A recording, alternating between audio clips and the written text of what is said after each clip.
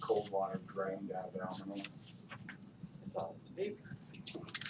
Well, we have a water quality person, Gina Johnson, who's been doing testing up there for a long time. Alice Rich, who's a fish biologist, pretty rabid one, I would say. Really, and we just hired a law firm out of Sacramento that's a sequent expert to help put the legal framework together. We had a conference call on it this morning. We have until noon on the 26th to get our comment letter in, which is pretty important because that will either tweak the EIR and where they're going with the whole project, or cause them to restart the EIR, or gives us standing to go to court if we have to, which we don't want to. That's not our intent. The threat, of course, is to put thermal curtains in it, Prattville intake in Butte Valley Reservoir, basically draining the cold water pool off for the benefit of the cold water fisheries in the river below. And you have several power dams below. So it's not it is a very complex issue. One that could have pretty heavy economic consequences to the county and the region. Because a lot of tourism goes up down the north and south. It's working, isn't it?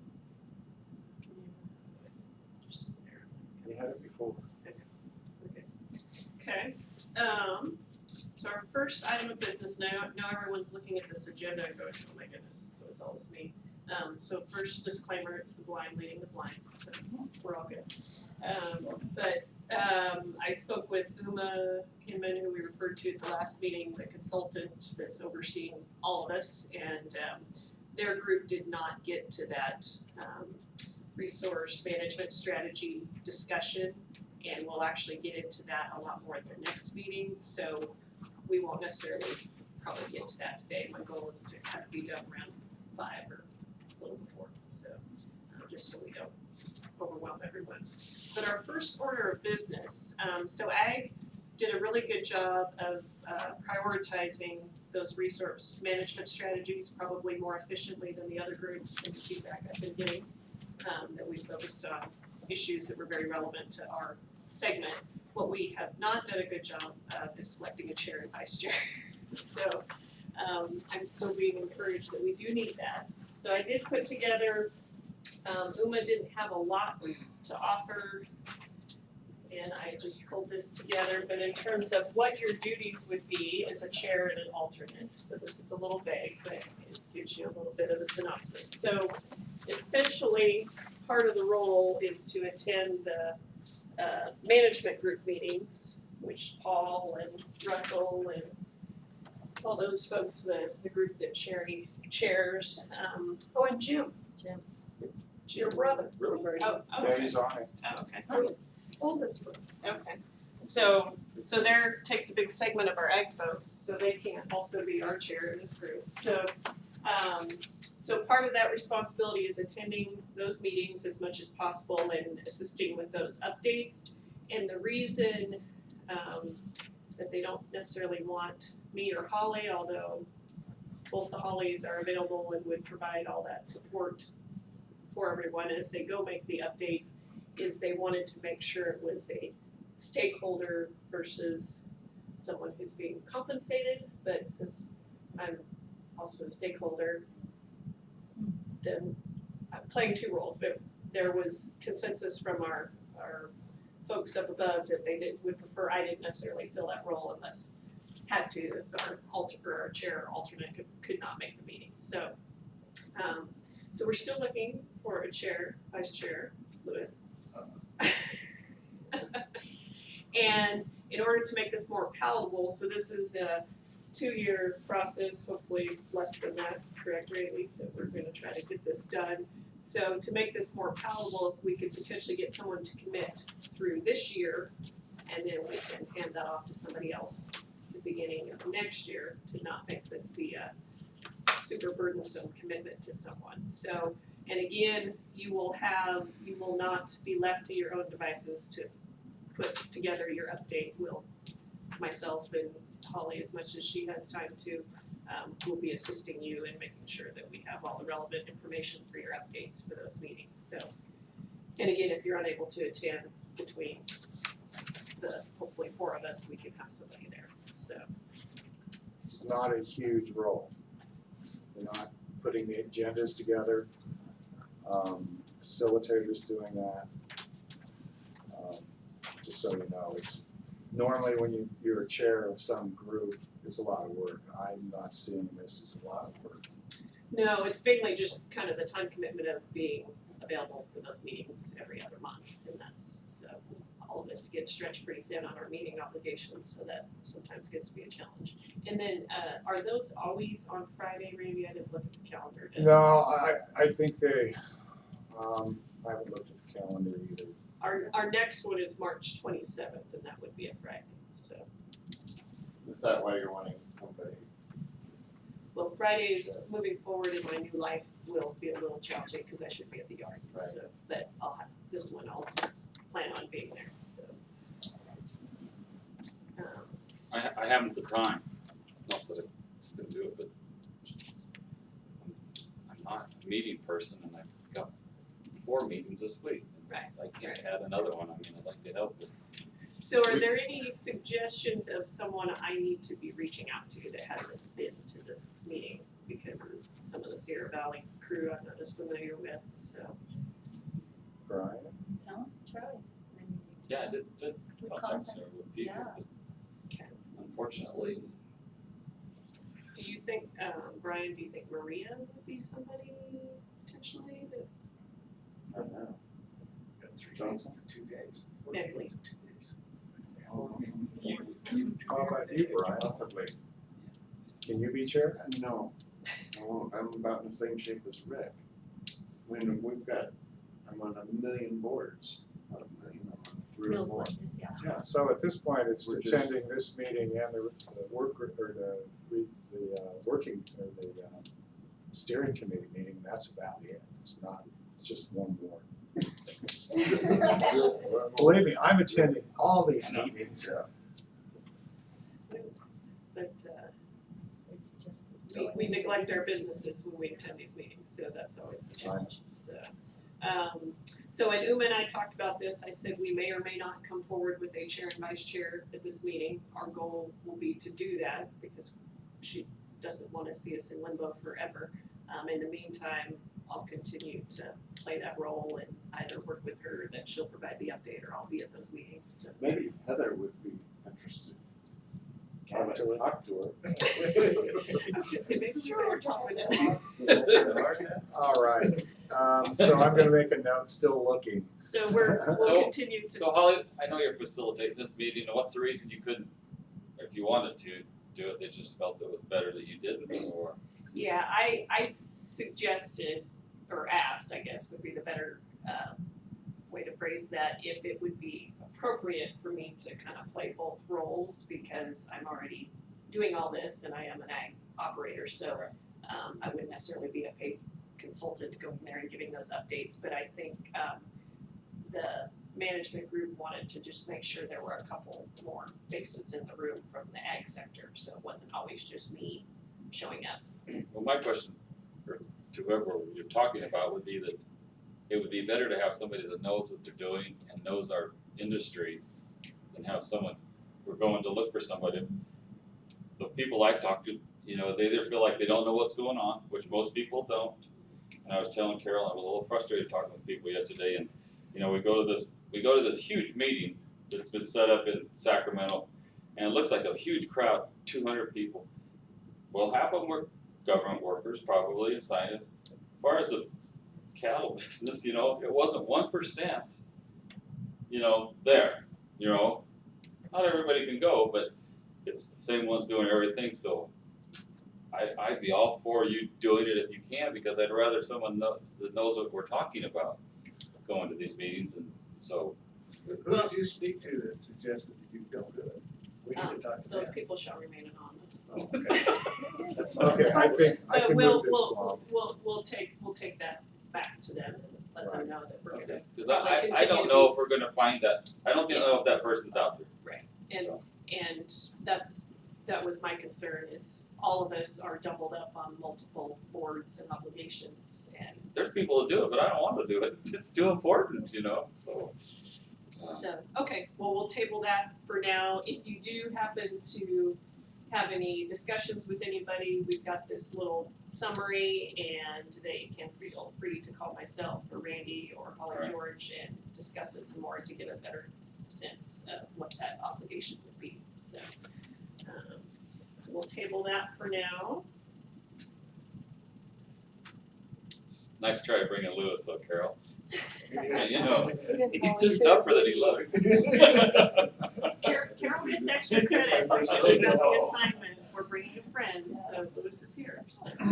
I don't think the rest of us can claim him. Did you try to claim him? Did you No. try to claim him? Never will. Okay, alright. Willow's back down on hers. Rowan, he backed out, he was learning. Good foundation work. I wonder how that works. Yeah, and part of our challenge is several of our folks who are pretty involved are already on the management group. Yes, So they that's can't right. play this role or be involved in our work group, so that compounds that issue, so.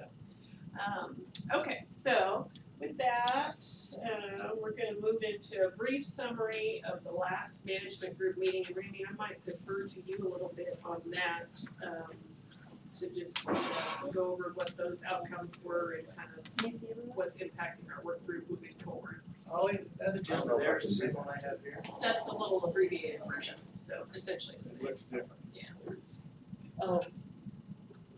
There you go.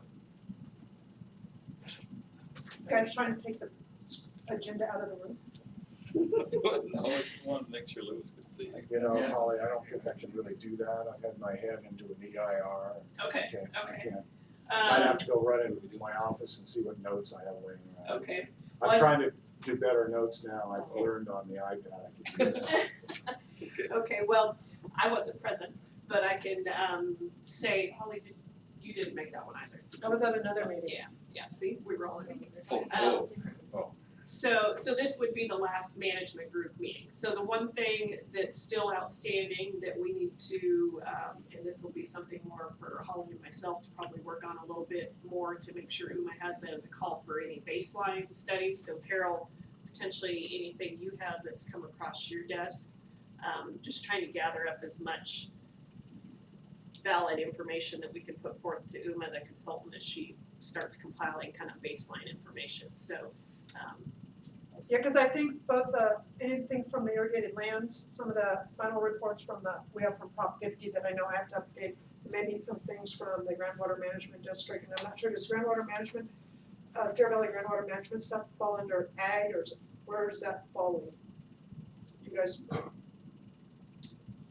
Well, it falls under both, of course, but, yeah, so I think if we have something available, we can just put it right, forward. I just know that they have had some, some of those DWR, I mean, I'm not really sure what constitutes a scientific, studies or call for studies.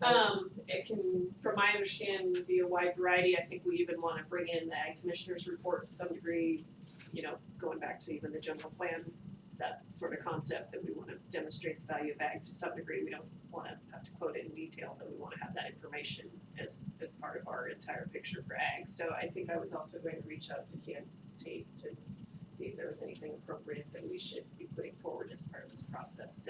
So if there's, I think, Carol and Willow, would there be anything that you run into in terms of we wanna try to encompass the smaller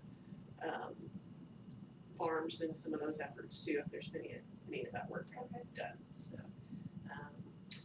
So along those lines, the MOU, Randy, can you speak to that update?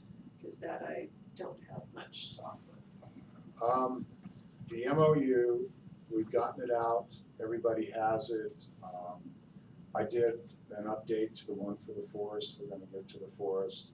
I don't think a lot of people have signed it yet, but in the end, we want that to happen, so, And that MOU is for all of the stakeholder organizations, correct, that are Is that involved? back to like the one that Ryan Morris worked on, the larger ones, or Right. just on the management, and so it's all of the ones that were listed in one of those earlier meetings? Right, it's the one that we presented earlier. It did not change substantially from what Brian wrote. It just got refreshed to the decision-making structure that we're using today. Meaning you have the steering committee that was formed, and it functions on majority rules rather than consensus, and it's a more structured decision making. I think all of you have seen that in part along the line. So it's just, that's the only real big change that I made, was put that decision making body in, and then everybody else sort of in the work groups. Of course, this is in a way, a little transition from what was called the Feather River CREM, although our purpose is a lot broader and has a bigger scope. That fell away, and then the organizational structure we have for that steering committee resulted. That's really the meat of the changes I made to Brian's MOU. So it's not substantially different than what was there before. So will the IRWM function as a CRIM then? No, that was a project oriented. It's not the CREM. It's not. The IRWM will develop a plan, but also develop projects. There isn't a. Will it assist in the permitting? That's where I'm. We still don't know the answer to that, because one of the things everybody's becoming aware of is their lack of administrative strength in the organizations to actually apply for grants. I'm hearing that from the RCDs as they tried to get Prop 50 money out of the Prop 50 grant. It didn't qualify. We actually inquired. Not yet. We'll work on that. Yeah, well, you're going after another change in the grant, which I can charge the grant administration for doing. But what people are realizing is that the capacity to pull this stuff off, to actually apply for grants, is pretty lacking in the organizations in the watershed. In the CREM model, you of course had Plumas Corp, who had staff expertise, and then everybody else participated. In a way, that was a way to get the state agencies involved in what their projects they were doing. So it's kind of a completely different thing, Brian, than what we're looking at here. I keep discussing this lack of administrative capacity. I see that in my office. I mean, I made the copies today. I didn't have any clerical. That's a pretty critical problem. I don't know how to solve it at this point. At least people are starting to see it and recognize that they need some help, some sort of professional help. You know. So I go back to the middle. Yeah. So that's a We should have positive. just joined the meeting at the library. Again, you know, I've seen it. I saw it all along, believe it or not. And when, you know, certain things happened in the CREM world, it made it harder. So I don't know where we're all going with that. Certainly you need to look at that in your organizations and how you're going to fund it. You know, if it would qualify under the Prop 50 grant, I don't know if the board may consider it. There was a $7 million grant. The county could have had $700,000 in administration, but none of it went to the county in the original grant application. It all went to projects, completely and fully. Now, within those projects, there was some project administration. I got handed a grant. I didn't even have anybody to do the invoicing. I now have Uma's group on, because we were able to crack loose some of that in admin money when we killed off and reprogrammed Last Chance 2. So that got spread around, but that is the issue. How are we going to move forward into the future? How are we spending Prop 50 money then, or how has it been spent so far without? Well, I would say that the Sierra Valley has got a big benefit out of that Prop 50 grant. The reprogramming has Burkhart Brown's study of the aquifer characteristics. The $1.4 million UC Davis project is focused entirely on trying to give tools for the Sierra Valley to move forward in the future, understanding climate, understanding the weather and all that's coming out of that study. Some of it got reprogrammed for a land purchase up near Chester, but none of it had gone to Chester in the Almanor Basin originally. Most of it, the biggest project in there was the pond and plug project. Some of the money for 300 and some thousand was spent before the Board of Supervisors for Columbus County said, no, we don't want to move on that project. That's what we reprogrammed. There were some other improvements in the Sierra Valley. There was the Ramelli Ditch project. There's a chunk of money went to the Forest Service for roads, which is a sediment issue for water quality. That's kind of how it was set up. And we did reprogram into some municipal issues, in particular the Indian Valley. But you know, again, that Last Chance 2 project was in that district, supervisorial district. And as a result, the state said you're going to need money to deal with the grant closeout and everything else, and that's why there's admin money in it. I understand that you may ask for that, and I am under the direction of the Board of Supervisors. Good answer. So I guess, And I have no staff, and that concerns me. Which you don't have any staff either. Oh, we have staff, we just don't tell you. Yeah. I'm Carl. and Brian, to kind of lead off of that, I guess that's my understanding and why I was okay with having my arm twisted into being involved in this, is I saw it as a better process to make sure any of those potential funding opportunities that come out of this have broader benefit for the region versus those real focused projects with certain agendas that maybe didn't benefit a broader group. So that's partly where this seems like a better process to go through.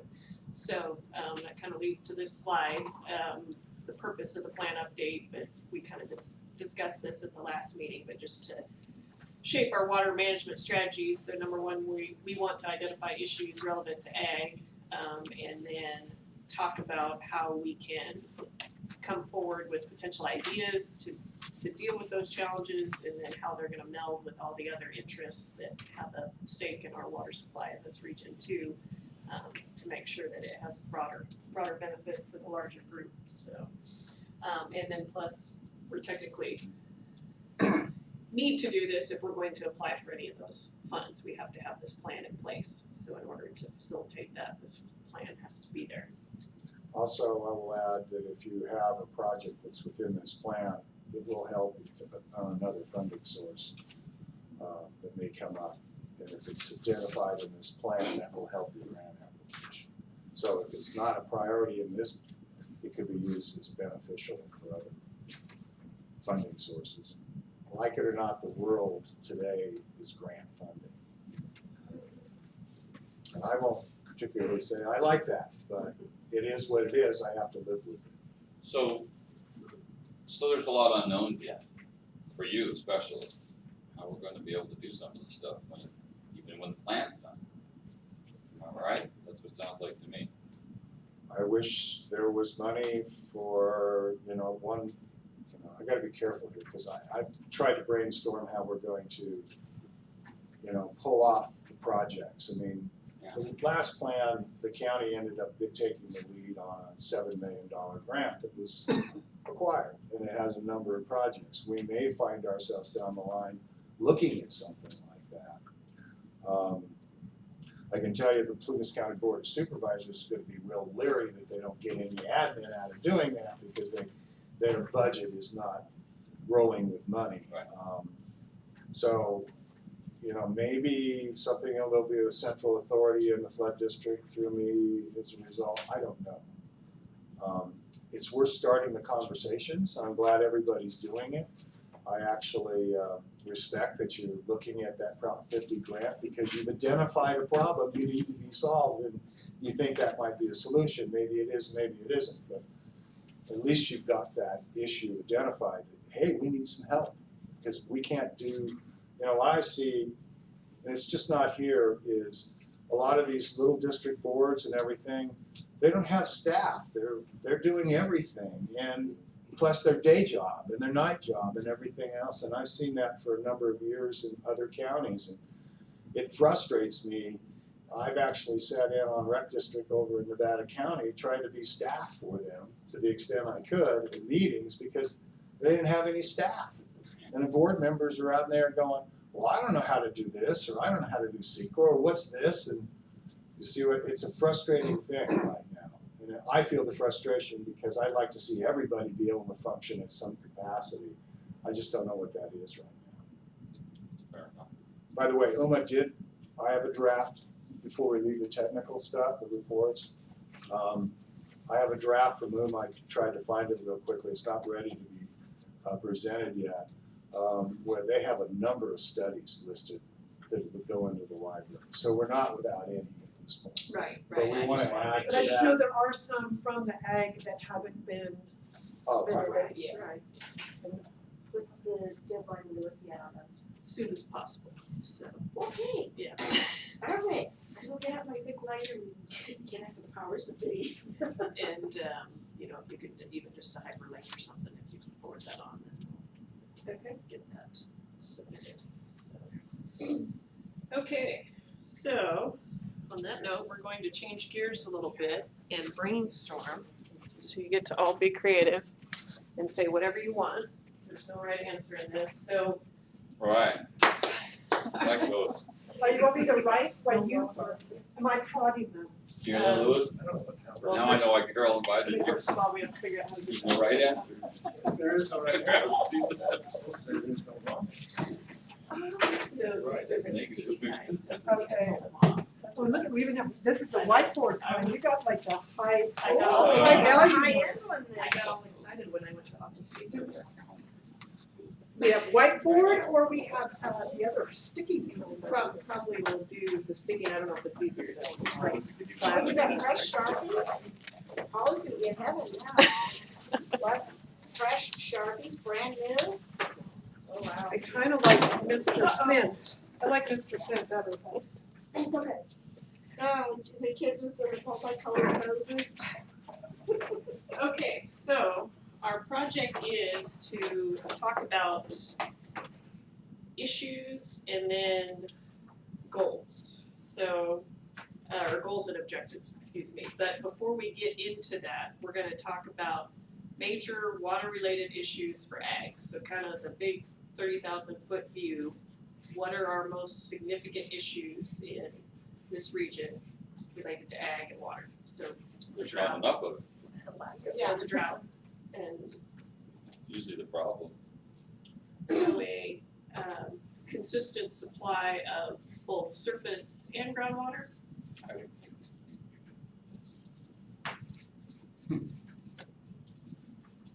Brian?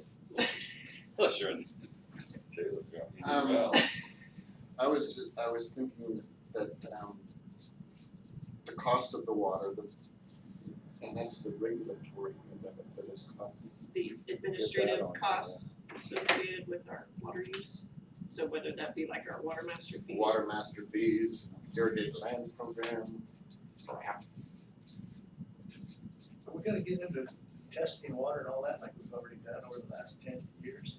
Well, potentially, that's one of our challenges, right? So potentially part of our plan can be putting forth some project We've got some concept record of ideas that to already. help deal with that. That we already have quality monitoring requirements, how can this plan help facilitate that? So we're working in concert and not doing an entirely new project when we've already invented that wheel. So that's kind of my take on it. that's before you even get into, moving the water, you know. Conveyance systems. There are conveyances, I mean, that's cheap in comparison to the regulatory. Okay, So so local regional water issue, so is conveyance an issue? so infrastructure for irrigation I would say purposes, or is that kind of what you're getting at, Brian? I mean, it's not a priority, but it is there. It's an issue, yeah, Yeah. so, I don't so think we're prioritizing right now, we're just Right. putting No, it but just to brainstorm, Yeah. but just wide open, whatever comes to mind. So to me, competing uses, we're constantly justifying our historical use to maintain the production value that we currently have. So there's more people and other competing uses that we have to address now.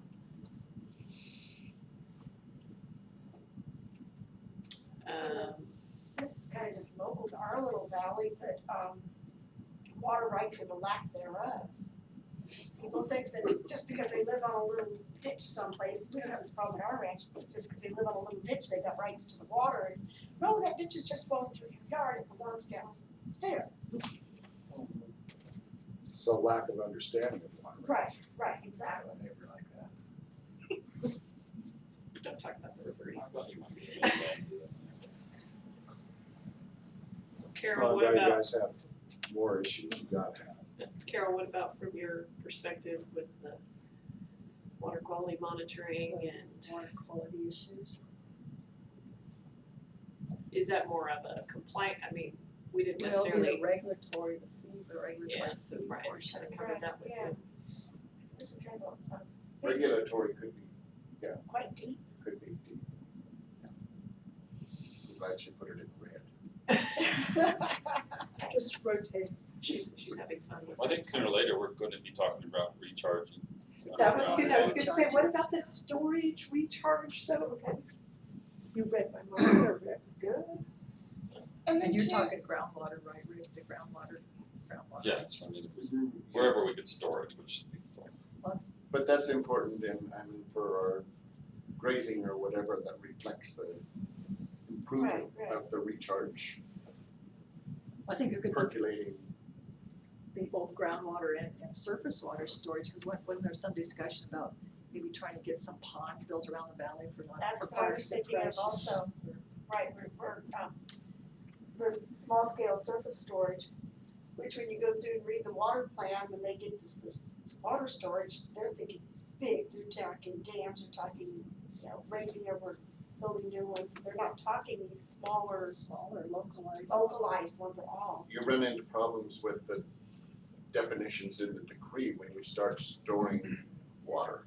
Or doing anything with it. Because that water belongs to someone downstream, and you can't, just because you're not using doesn't mean that you can store it. Well, that's why you would have to be kind of catch a runoff type thing, Right. before the. Right. Even runoff, Even that belongs runoff to goes to somebody Even else. early season before they start trying. Yeah. So, can I now suggest something as, I have one more, but.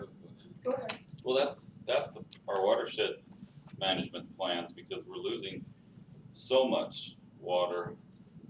It's not ever making it to our reservoirs or streams, that's being either evaporated or sucked up by something.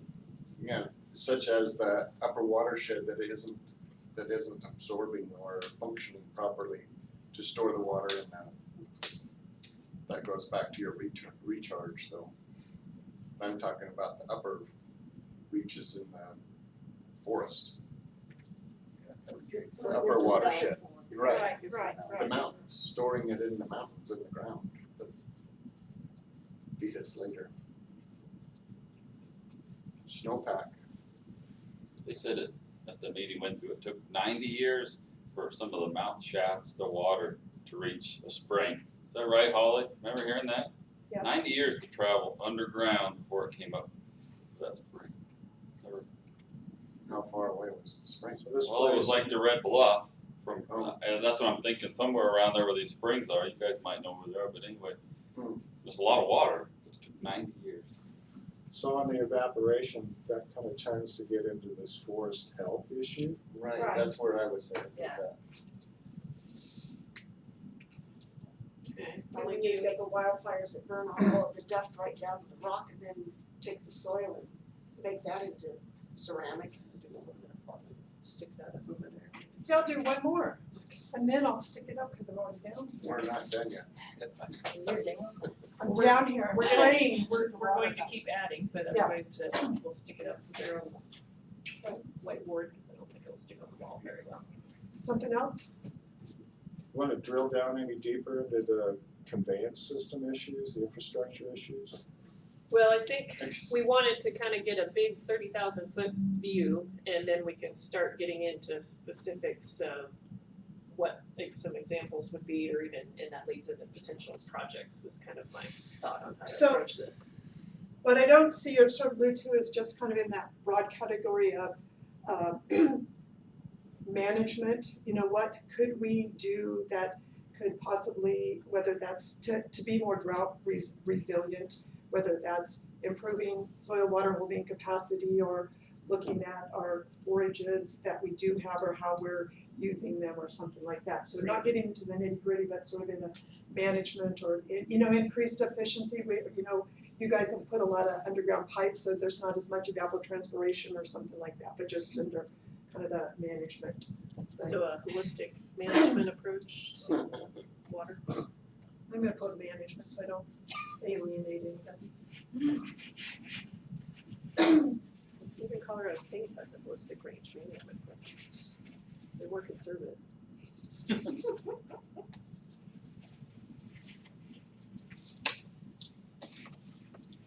Yeah, it is.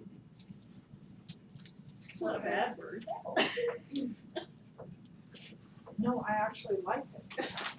Would you put underneath that how you, I'll stick it up over here. because I'm taking some notes too. My language may not be the same. Yeah.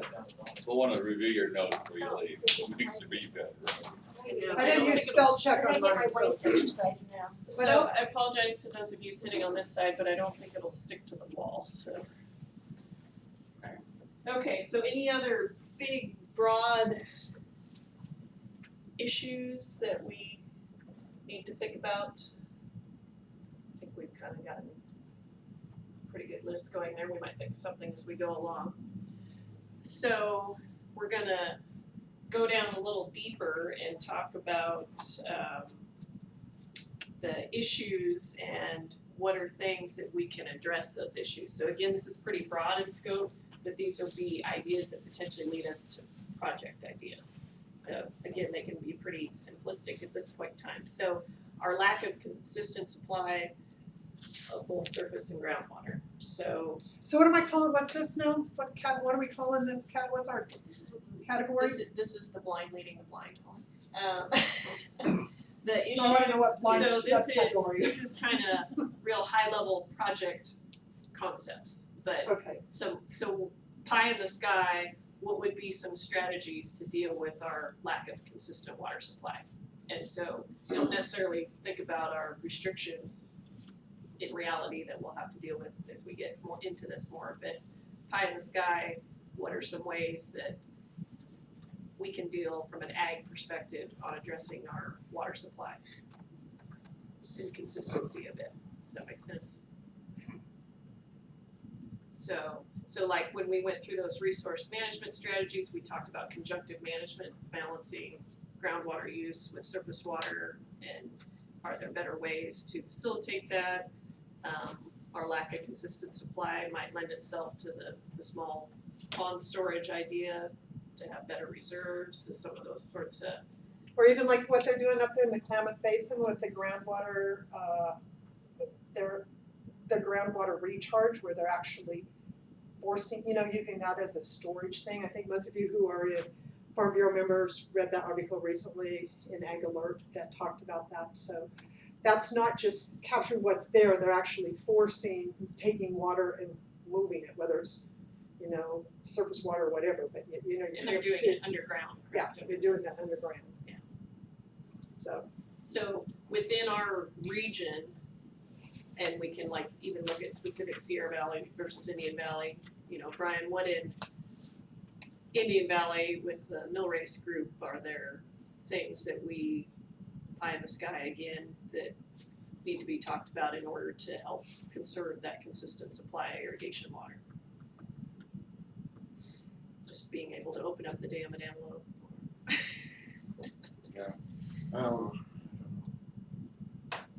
All right. so somebody asked me, who's not here, but he's a Sierra Valley person who was at the meeting down below, just ask the question about like what really is happening with cloud seeding or whatever, because sometimes where some of those storms are. And I'm not saying, are those types of things that are, manipulating precip. Again, I don't know whether we're judging whether things are valid or useful or whatever. Not at this point, just whether we think has some potential or just how it might relate to our issues as ag water users. So again, as you're kind of thinking about this, what are potential projects that we would want to try to move forward? Again, they can be very abstract at this point. Well, we've been working on one of the RCD is pursuing the fact of getting the little trucky water put in the pipeline. Where it diverts from the little trucky comes to Sierra Valley. Well, it would save, I don't know, 4 or 5 second feet of water. That's a lot of water. Just in the 2 miles of open ditch. So 4 or 5 second feet is gonna, depending on what to do with that, could keep water getting clear of the bridge if that was just set aside for stock water, but that might help with some of our problems of temperature, and it probably wouldn't because there's too many people in between, and we know how irrigators are, but that's a lot of water. So you're losing 5 CSF between the diversion and first user. It's a huge amount, I'm not quite sure. Some of it's seeping. Yeah, there's quite a bit seeps out. So Usually it's about a third, A third, usually it is. they can turn in 60, is that Turn in 60. We got 2 miles of open ditch with seeps. And Evaporation. See, with the mill race though, if we did that, there would be a lot of upset people in Taylorsville. that's using that water that's No, not seeping. using it, but it goes through their properties and it's all landscaped. And it also recharges the shallow wells in Taylorsville. Well, we'll see, they're using it. That's Right. So, but right now, I don't really know, Holly talked more with Uma, I don't know that at this stage, are we having those sort of discussions on those things, or we're just saying, No, no, we it's a, are. Yeah, so Right Let this, now- me give you an idea. The municipal group went down to, and when they identified issues, they got thinking about their systems, and they went down to needing valves and Wow. pipes. Glue. Yeah, backup power generation. I mean, they really created a pretty good list. So I don't want you to feel like you're constrained. If you want to put the little trucky into pipeline, that's a good project to put at this level to talk about. I'm thinking about studies and pipeline things the that mill need to be race? done.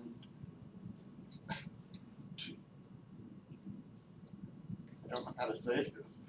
I was talking to a fellow that does it's not composting, but he has a contract with the city to take their refuge, their leaves, their ground up, whatever. But if he composts it, he has to get the greenhouse gas involved.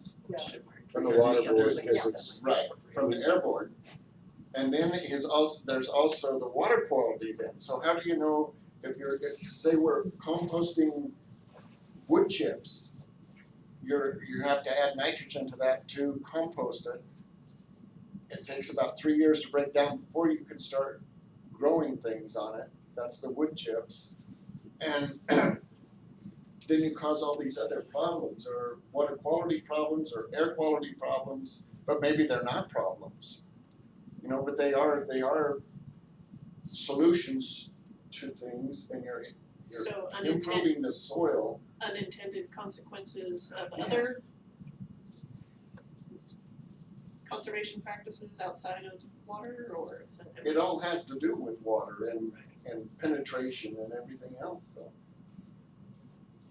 If you have a functioning soil. so we've talked about, Brian, I think you know I've talked about it, when you have an unlined ditch, that ditch has seepage. It goes into the water table and it comes, somebody else gets it down the line. Sure. Is what happens. It's the return flows into the system. So, would you consider, now that's a problem with lining the ditches, but if more ditches were lined, that would provide less loss to the water. So would you identify lining irrigation ditches or piping it as a potential project? Which isn't, I see no problem with it. Some people say, well, then you're taking away from water that would be there, that would be soaking into the groundwater. But you're gonna get it anyway. As soon as you open that valve and head down the field, it goes, at least in Indian Valley it does. So I think that's what I said, I say groundwater closing stays. open ditches or lining them, you know, cause I'd say you have that in American Valley, Indian Valley, I mean, you mentioned initially, a little Truckee diversion, but There's still a lot that could be done in Indian Valley as far as that individual ranch is not. So, and that might be Not the way we necessarily. break that down, we have our major conveyance systems, so like the Truckee example, or the mill race would be an example, and then we've got individual operations could be looking at this, so we have kind of major infrastructure versus minor, I'm not sure if that's. right, cause like just here in American Valley, I'd say that's if Russell was sitting here, cause he's like the biggest water user, but you have a huge ditch from that diversion from Greenhorn that kind of goes all along Chandler Road, I mean, that's a huge open ditch that goes before it actually gets to its end use place, and who knows what else happening, you know, in there. There is potentially some trade-off in groundwater seepage to those places along there, but I don't really know what that is, so. Well, And that's, then too, the Mill Creek to Clark Ranch ditch. Right, cause then you have that whole thing that winds around, but you have the issue like you have in Taylorsville, but I mean, that's just part of the Yeah. community issue you have to deal with, I so. wouldn't like it. Where it winds around through people's homes for an aesthetic value, whether they actually have a right to take the water or not, it sits there and they listen to it. So can we put maybe as a bullet under that major and minor conveyance systems, there might be a better way to phrase that, but to help differentiate between our large scale multi-user ditches versus Foster Ranch's individual diversions, so. I don't know if this falls underneath there, if this has actually been done. Has anybody done a study as to the actual rainfall that occurs in our individual valleys? Rather than what the Sacramento waters, Well, well, Within the yeah, I valleys, think we're major. I think we know pretty Look at close, you know, but historical, when they're But doing it's that. going is it, down. is it documented? That's my well, question. DWR still does it backward, Okay. and for us, So the they Irwindale Ranger Station still keeps of course, track. I'd encourage you all to get weather stations and halfway decent ones, cause they can help you manage, because you cannot, I have a weather station right now, it tells me what the ET is. Now, it has a Yeah. solar and a UV sensor and a rain gauge, and it does all, and it's not a cheap one. But it actually tells me every day what the ET is, because it'll calculate it based on what it sees and senses between humidity and a bunch of other indexes. So that's an efficiency thing. When you know that the ET is high, or you should be watering at that point, I don't know. I mean, you guys are the growers, I'm not. You can actually use those kind of weather stations to manage your irrigation systems if you want to. Well, the other, there's two other issues that I think, the things that we can actually do something about is our forest now. Being on the Last Chance Creek, you can talk to the water master, you can talk to whoever you want. On a normal year, the inflow's not there anymore. So nothing's changed, no water's going any other direction, it's just not making it to the lake. And I remember Attorney Jackson saying at one of our meetings down here, an incredible amount of water is being lost in the Feather River Basin. It's not there anymore, even on normal years, so something's taking place, I think we all know what it is. So somehow or another, we've gotta get our forests managed again, and we're not even blaming anybody, but that's the case, that we've got some problems out there, so we're losing a lot of water. So would that lend itself to a project that collects good baseline data? I mean, that answers some of our questions when we're looking at the mill race and some of that the amount of water that bypasses, but having a good baseline, is there truly been a reduction, and can we quantify that? I think we can through the DWR numbers. Yeah, PG&E has shown that there's 700 and, I can't remember the number, less in the North Fork system than historically, yet the rainfall amounts, precipitation amounts remain fairly consistent. Snow levels, snow amounts are falling, and they have been unwilling to make that jump to say it's in the trees, but a lot of people have, we call them straws, because of the way the forest is being managed.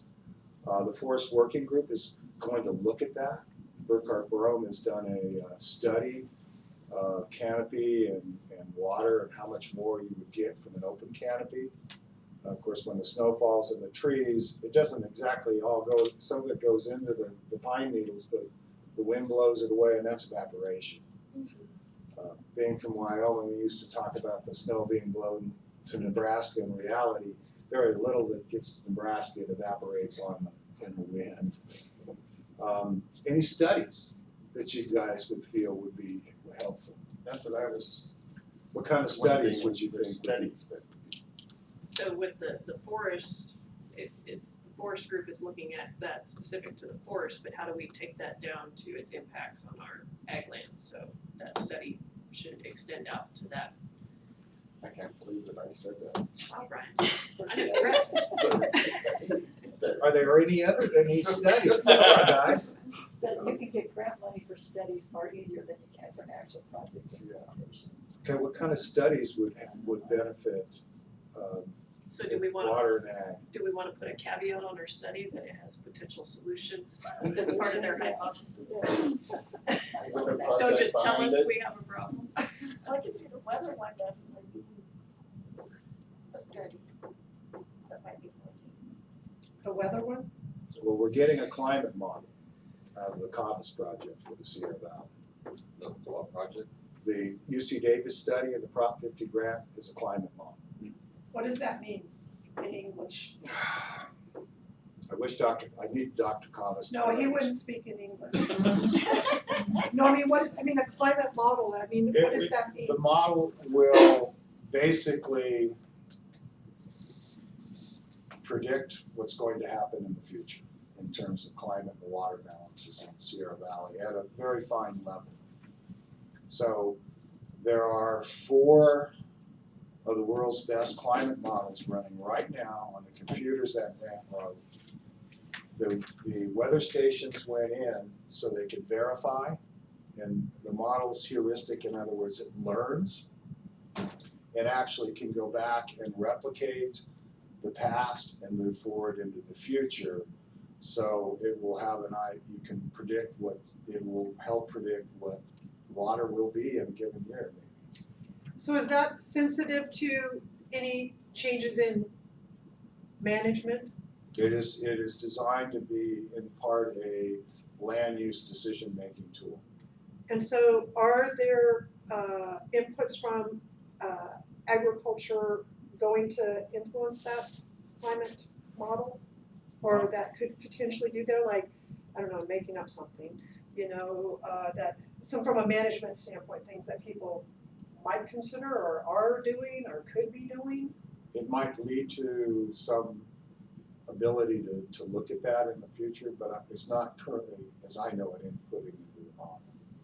So It's one of those things where I have to read it and look at it to be able to talk about it with any kind of intelligence. Well, the reason I'm asking is because sometimes you can be in different camps and people say, if you do blah, blah, blah, you will increase water holding capacity of your soils, which is potential helps with dealing with inconsistent water supply. So if that's a management thing, then I'm doing a better job of capturing effective precip, because just precip doesn't mean anything if you have crappy capped soils or whatever. Infiltration and having effective precipitation is different, so that means you have to have something that's happening there, and that may be influenced by management. So that's what I was just wondering in there. And they also, the other part, if we're looking at quote climate change or climate impacts or something, is one of the things we're supposed to be doing.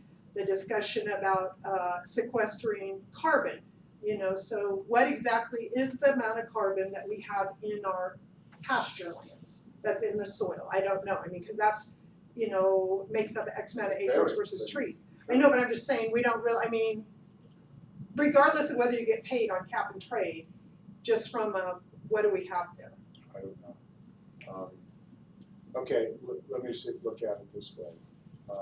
You're primarily summertime irrigators, right? You're I could make money making ice, I could make, if I could sell ice, I could really do good in the But winter. your summertime, your irrigation agriculture. But you do capture water in the soils for precipitation in the winter when there's no active growing. Is there things you could do or studied to help you capture more and keep more of that, retain it more in the soils. I think kind of playing off of what Holly was talking about. We also supply conveyance for the state's waters through our properties through the winter and the flood runoffs.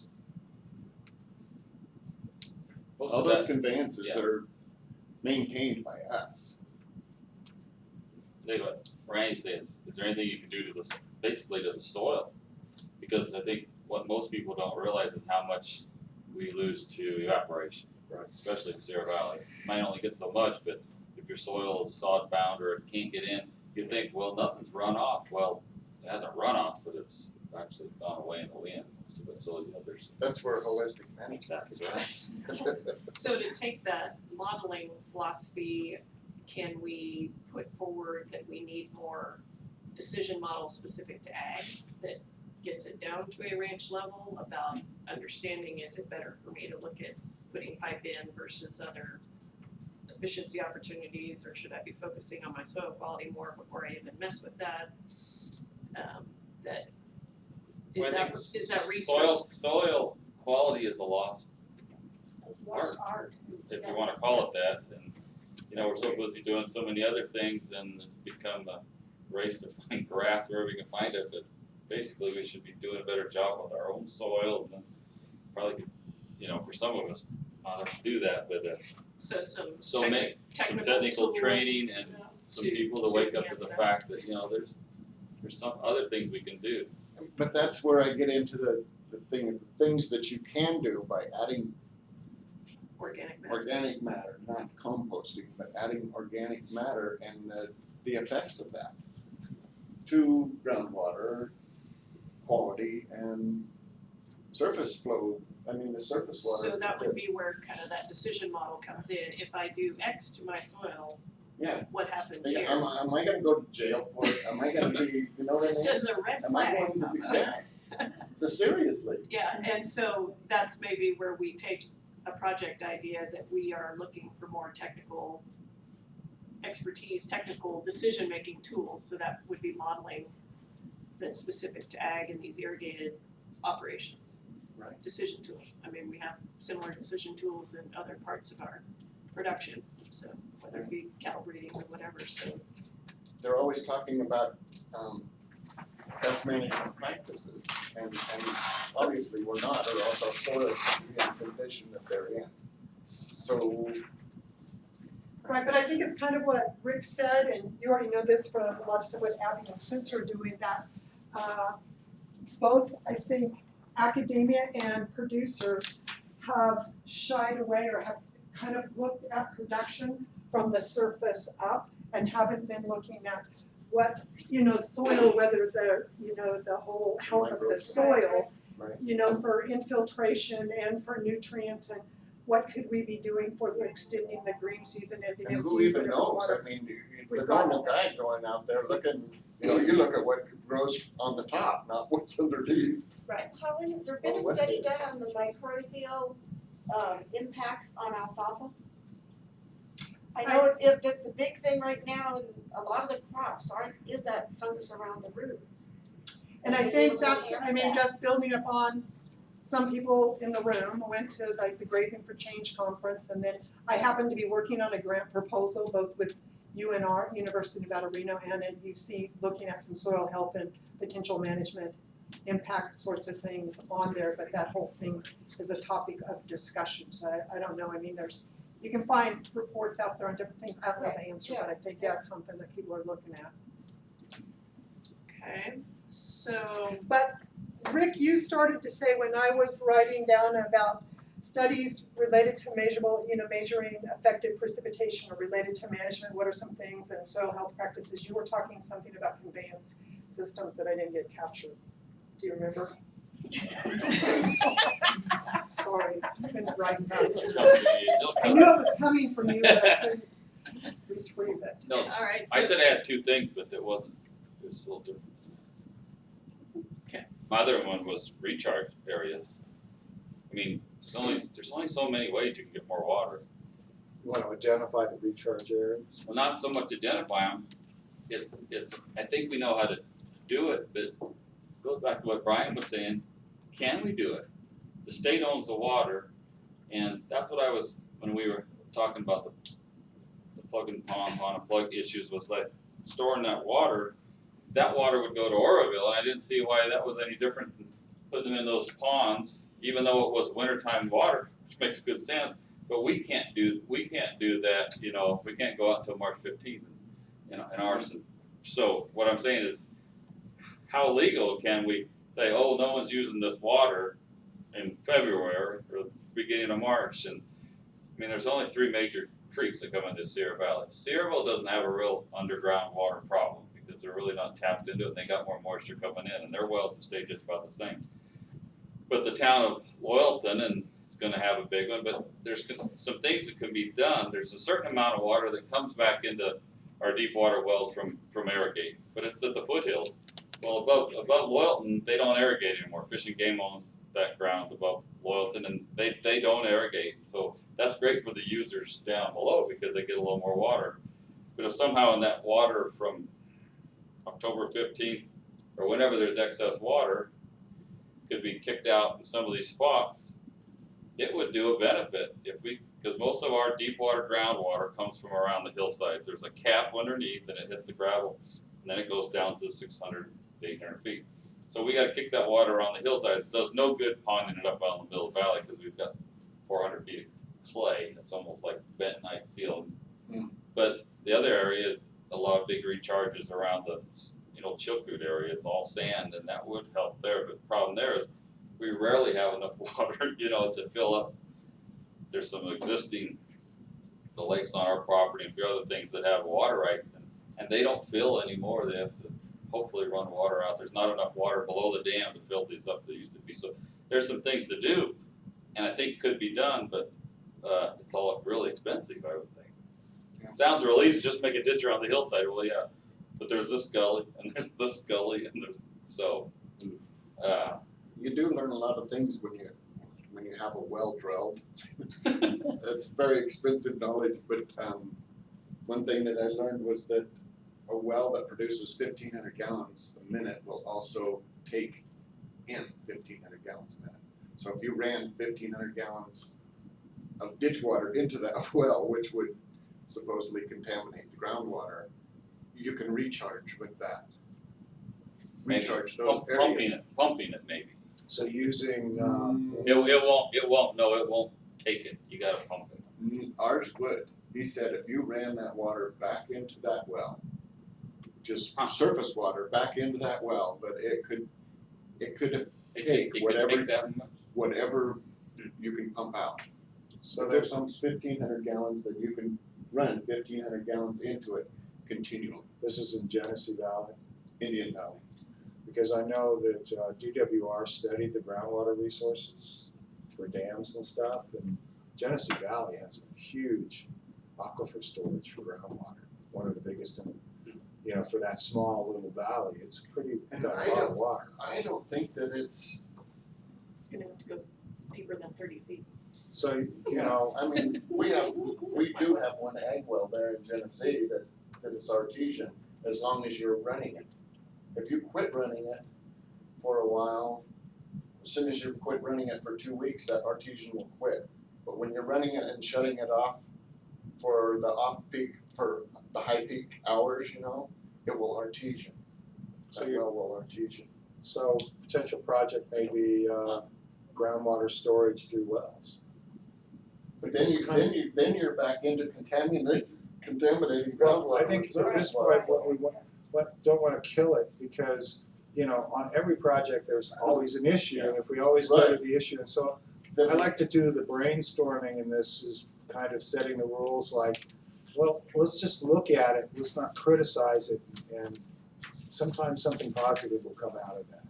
Right, because I think you have that, you know, what are the legal issues, whether that's contamination or if it's the state's water versus our water, whatever. So Rick, what I heard you say is in Sierra Valley, sort of on like maybe the Chilkoot and Loyalton, and, you know, then we were just saying groundwater recharge via wells. I mean, Yeah. do we want to say anything over, like, do we need to put Genesee down on the map?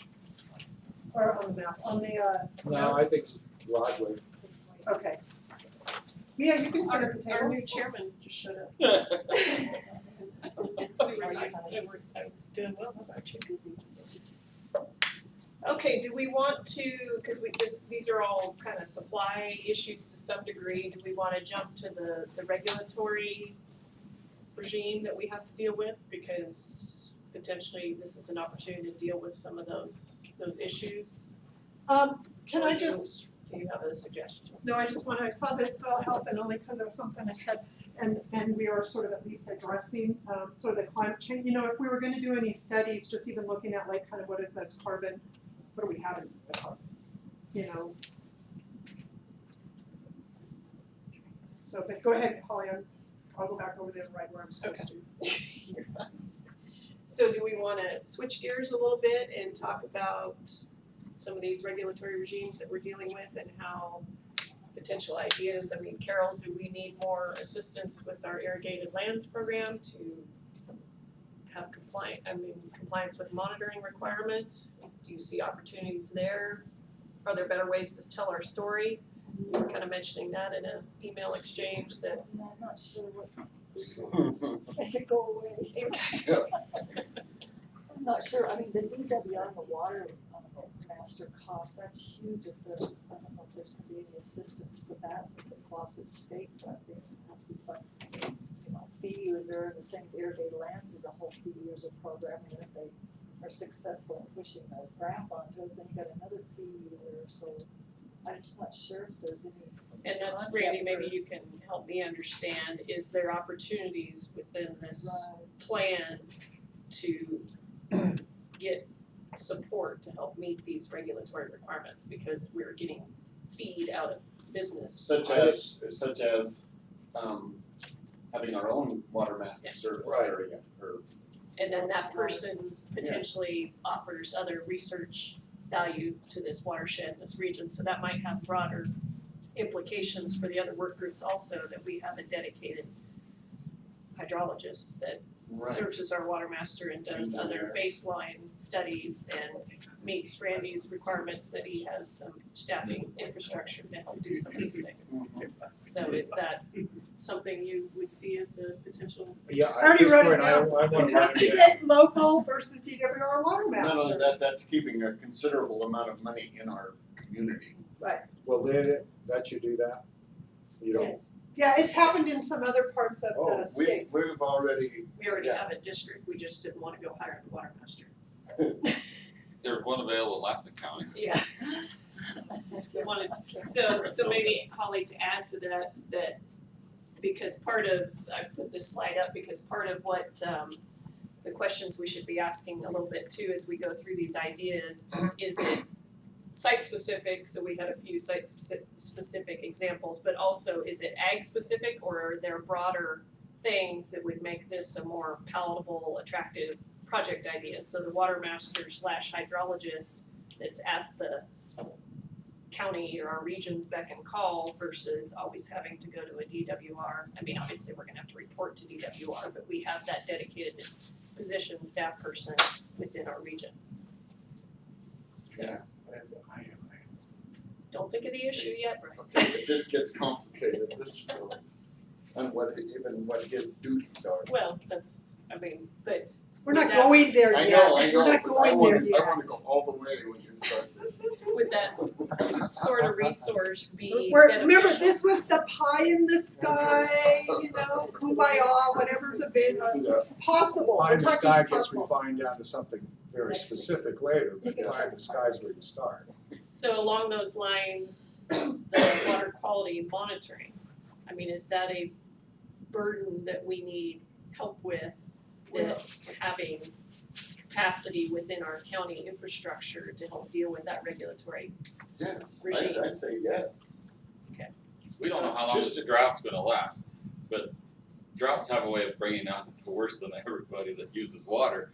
And I think if the more water, the less problems are, but there's gonna be people wanting the water temperatures to be, this cold stream issue isn't gonna go away, ask Randy. And I think it's gonna be visiting a lot more of us than we think. So I think, yeah, we're gonna need some help.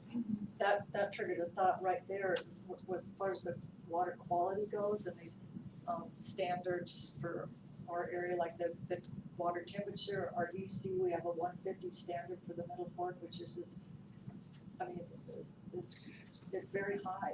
Most waterways have like a 700 EC standard, so basin plan amendments, working on some basin plan amendments that better fit our water.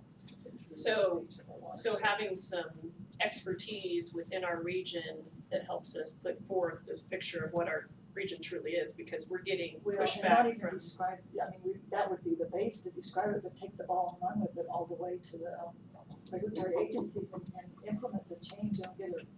Yeah, cause I'd agree totally with her, because that's come back to the basin plan, even on beneficial uses, cold or warm water designations in there, or some of those other, or specific standards, like you're saying, those different ones on DO or EC or whatever that were in there. And, maybe back to the study, a study that would show what are the, what they showed at the Rangeland Symposium, some of those background levels, baseline background levels in our watershed.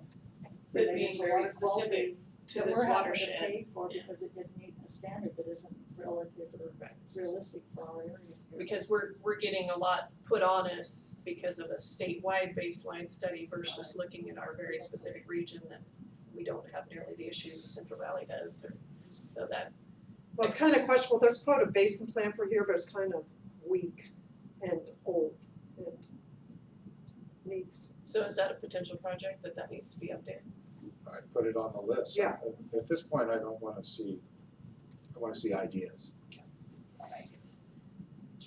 Okay, I don't have an idea, but I know a potential problem that's coming, and that's what the graph calling regulatory. And a man spoke at this at Reading, who was, I'm sure they were forced, they owned forest land, and they then leased land to ranchers in that area. But he said if GRAP goes through, it's not worth us. They're charging them a minimal fee to be out there and manage the cow. I said, basically, we're not gonna be able to lease ground anymore. Well, I'm really fearful that the Forest Service is gonna come to the same conclusion, that it's not worth it. Let's just get rid of this, which a lot of people in the upper management wanted to do for years. And so it won't only hurt the cattlemen who use those, but it'll hurt our local economy. Because what we learned down there at Sacramento, the ones who keep their Forest Service permits keep their land longer and stay in business longer if there's something tied to that. So it would be somewhat devastating to, I think, our county. so GRAP more, doesn't affect Forest Service. They haven't, just at the meeting so far, they haven't said that. Yeah, right. They're saying public and private. They're saying there's not a program yet, but it could be to public and private is what they're and saying. potentially the federal There's no way agencies would. They're gonna let Federal us get agencies- hit harder than they are. The federal agencies would point to this wonderful California example of what they did, we might as well do so. Yeah. So that would, so So what do you want me to write down with regard to GRAP?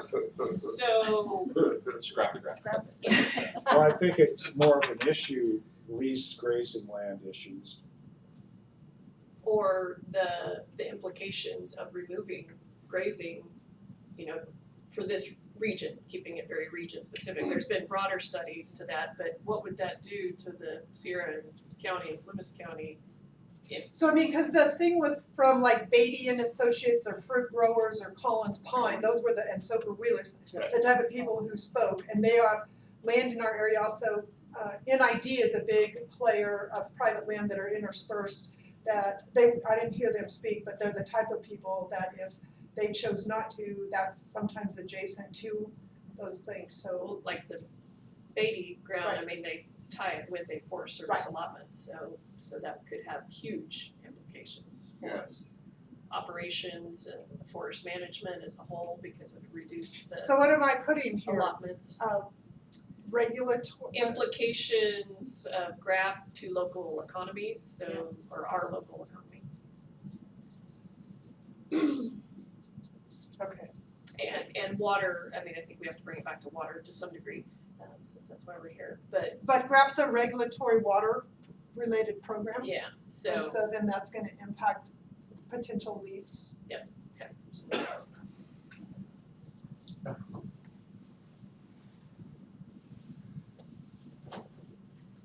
Any other, our groundwater management, legislation.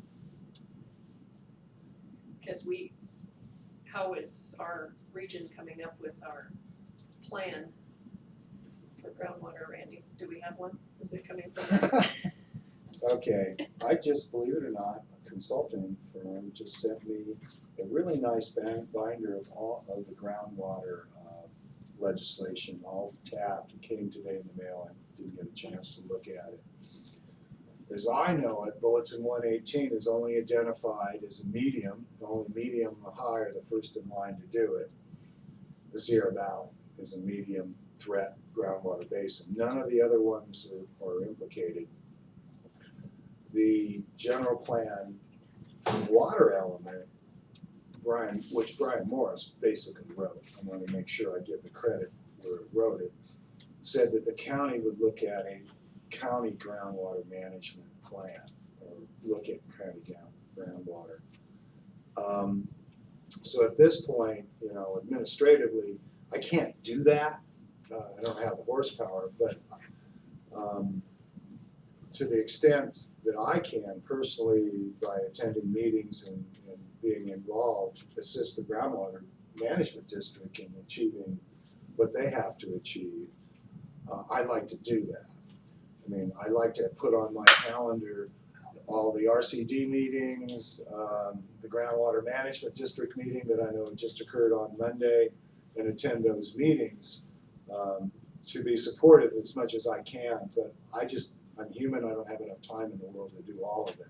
But right now, it's the Sierra Valley Groundwater Management District, which is one of the big reasons we modified the Sierra Valley well capping project in the Prop 50 grant to bring in Burkhardt to do the study to try to characterize better the Sierra Valley groundwater situation and what's going on with it. And that's at risk, at least my understanding from when Carl Janassi spoke, is from a recharge. It's not a water quality, it's a recharge. It's a recharge, it's a recharge, characterization more. Right, but I mean, sometimes when risk was associated, some people were thinking it was like a contamination, like that fertilizer or something like that. But the way Carl spoke, I thought it's recharge.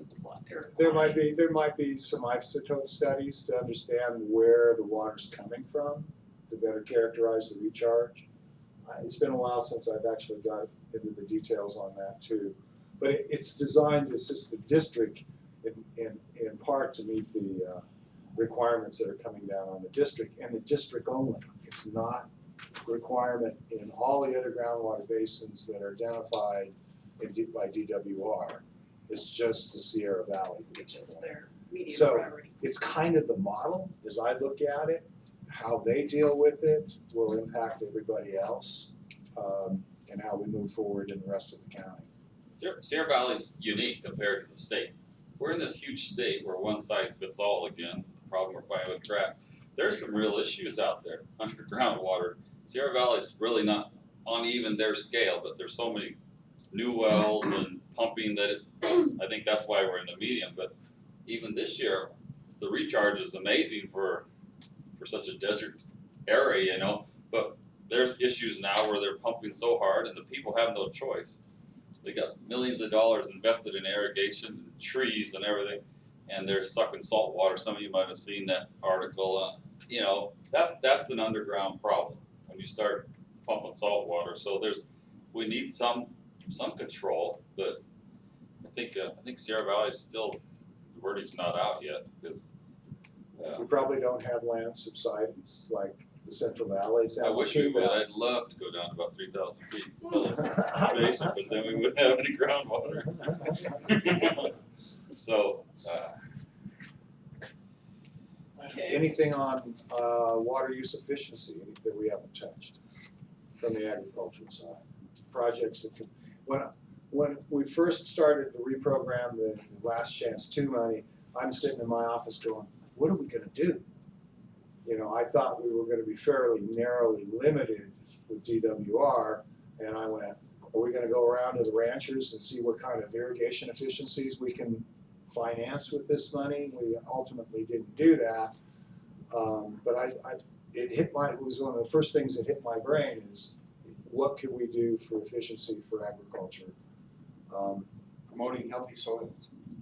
we've touched on that, I got soil health practices impacts and. which is something I hadn't thought of before. I'm glad you guys got into that, because I see the fields that they basically, I drive through the rice paddies, and this time of year, they're all they laser level them, and they capture, before they flooding, if it's raining, they capture a lot of moisture in the valley in the way they practice it, because I think they open up the soil so it doesn't run off. I mean, I was over in Grass Valley last weekend with my ex-wife's and my daughter, and I got the hose. I went, gosh, I'm gonna blame rain. And it was amazing what happened when I watered some areas, and the water just sat there. They have a lot of clay soils. It took a long time to seep in, and I went, boy, if the soil's got that hardness on top, it just runs off, or like you say, evaporates. It's not going anywhere. Is there other practices, soil management? But we're kind of limited because we don't, like rice, we don't turn over the soil until it, so where we've got our permanent native pastures and meadows, I think we'd have to look at a whole different kind of practices for. Right, and I think that's one of the things, at least because I've, again, building upon some of the things that Abby and those guys were at that conference, but in some other places, are there cover crops or an array of things that you could be doing, and also sometimes some of the water. So we're talking water, not enough, but in some places, we got people who actually probably have too much water, too much of the time, so they don't have an aerobic situation. I mean, they have an anaerobic situation in there, but have diversity of roots in there, so that you have the ability of increasing organic matter in your soil, so you're holding more water in there. Those are some management practices. Can you aerate them like a lawn? I don't know. I mean, Yeah. you're the producer. We do. I mean, You got a big We have aerator? aerators, yeah. And there might be certain areas that would That be. isn't necessarily the answer. Right, because you're not just looking right here, we're wanting to have infiltration at Right now. a deeper level and being able to have greater soil health in that whole deeper profile. And that's microbes and Right. everything's working at the same time. How deep are the alfalfa roots you were saying in some presentation? I don't know, the longest one I remember that's in one of the old soil conservation books by law was 20 feet long. Yeah, there was some Yeah. 30 feet long Depends on the in soil. Tennessee where the bank's eroding, Yeah. 30 feet down. There are old alfalfa roots that long. There are certain places where terracing or checks might help manage water, across the, but in some of our areas where you got all the natural sloughs and stuff, then that would be a practical practice. So They were discussing the key line too at the ranch tour part of it. Of course, there was controversy with the key line too. That's where they're pulling those contoured, not ditches, but ripping it. And it actually draws the water. Say if you're going down a long slope, it'll take the water from here and put it higher on the slope down here. You know what I mean? Underground. Moving it around. So they're all contoured. There's a wonderful video that I found online Oh, of was Gabe there? Brown, Uh-huh. not for the K-line, it's about an hour long, and it's just, if you type in Gabe Brown and soil, it's an incredible conference on how to build up that organic matter so that you can retain moisture. Of course, he's really big on the no-till drilling too. That would be nice, a no-till drill. Are we done with this? There's one that'll work on pasture, actually, for those of you who were, some of you were on part of that email stream. Did you There's find a- it? There's a 15-foot one that you can use on pasture that Russell currently is using, that the partner has, that is over here that we can be using, because Russell just used it. It will not work on real true rangeland situations, but it would work for overseeding on kind of pasture or clean mountain meadow. But we do have one in Sierra Valley. But yeah, we would like to run that down, because is it the one that is at Bruce Hammond's? Because when I had the email going to Sierra Valley, because I worked with Forest Service a number of years ago to get that one from Forest Service to be given to Sierra Valley RCD, and it was used at a few places, and when I inquired, it was, quote, not on anybody's inventory. The last I heard it was at Dennis Marsh's. Okay, so if that could be found, because that, while it's not as big, it is something that would use on true rangeland situations that you could use, so. Does the partner own it, or who's it? Yeah. They just rent it then? Yeah, I don't know what the cost was, but I got in that email, cause when I was querying, people who were interested, Russell responded back that, yeah, by chance, or, just happenstance, I have one here, it's a brand new one, it is, I think, a triple hitch, deal that's needed, but it's 15 foot and it's being I think used. they charge $17 an acre, but if you have to have it transported, you have to have a load plate to do it. So that's your expense, is getting it to wherever you want it. So, If you're gonna but anyway. change valleys. Okay, so we had our big issues. Do we have any more projects coming to mind specific to ag that we had like the water rights clarification, so maybe that's where our staffing, technical expertise at the county level would help communicate that to both ag folks and general public that have those issues or lack of understanding. Anything else here that we've missed? Holly, are you seeing anything that we've come up with quite a few ideas? I And know, I we'll- think, I we'll be heard, delving into this more, and then the questions we need to be thinking about as we get into more detail is, will we have site-specific, the Truckee example, that pipeline, or a region-wide application? So that may be where we have the technical expertise within the counties that could go this region-wide. one's no. I think that was some of the criticism, there was of some of the pond and plug, because a lot of times a project went in, but really the baseline data wasn't there, and I'm just saying, just even looking on soil health things, exploring some things, what is it? Because you can make claims that these changes are happening, but if you don't really know what you started with, you have anecdotal, which is valuable, but it gets a lot of criticism in certain arenas. So I'm not saying observation isn't valued, but in some places it isn't, particularly if you're gonna have to be fighting something. So if we can have, So what are any some of of those these baseline? broader management schemes or things that we might pursue, that a caveat that ag wants to put forward is adequate baseline data needs to be collected before we launch into. Right. And what I think is with this, and this is where sometimes I think you guys need to be more forthcoming, is talking about what were the management, because really I think the people's management practices on specific types of ground needs to be better understood, not just say, here's what the soil was, but in conjunction, what was the management that was taking place on that, we had open wild, cat flooding, just kind of the water was running there all the time, or it was, say Brian out on your place, just even see, like in Indian Valley, like when it was sort of more controlled than wildcat, but then when you guys put stuff into ditches or into underground pipes, what really is the change out there? Yeah, because Indian Valley has been changing since Joe Taylor got the water right for it. It was just wild sloughs and everything else that conveyed the water. And then as time went on, they were filled and wetlands drained and whatever. I think the canyon was blasted and lowered the water table. Lowered down, they blasted the reef, knocked it down 3 feet at Moccasin Lodge. Plus, one other thing I was gonna suggest, Ollie, is,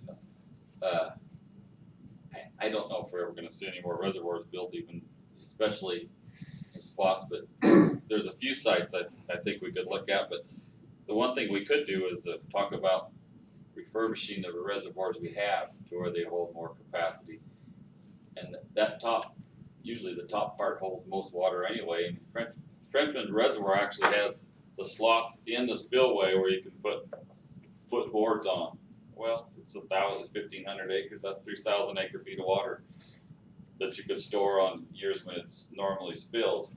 So I think it would be silly to say, we're gonna go build a new reservoir somewhere, because a lot of those spots aren't there. There may be one above Sierraville, which could catch water, and I think it's to be looked into, but I just don't know about it, but they talk about this, and I think they're doing that with either Shasta or Orville. One of them, they're supposed to be working on it already, but I don't think that's a concept that I can see could maybe happen, since most of it's there already, and I know there's a lot of things that goes with that, but.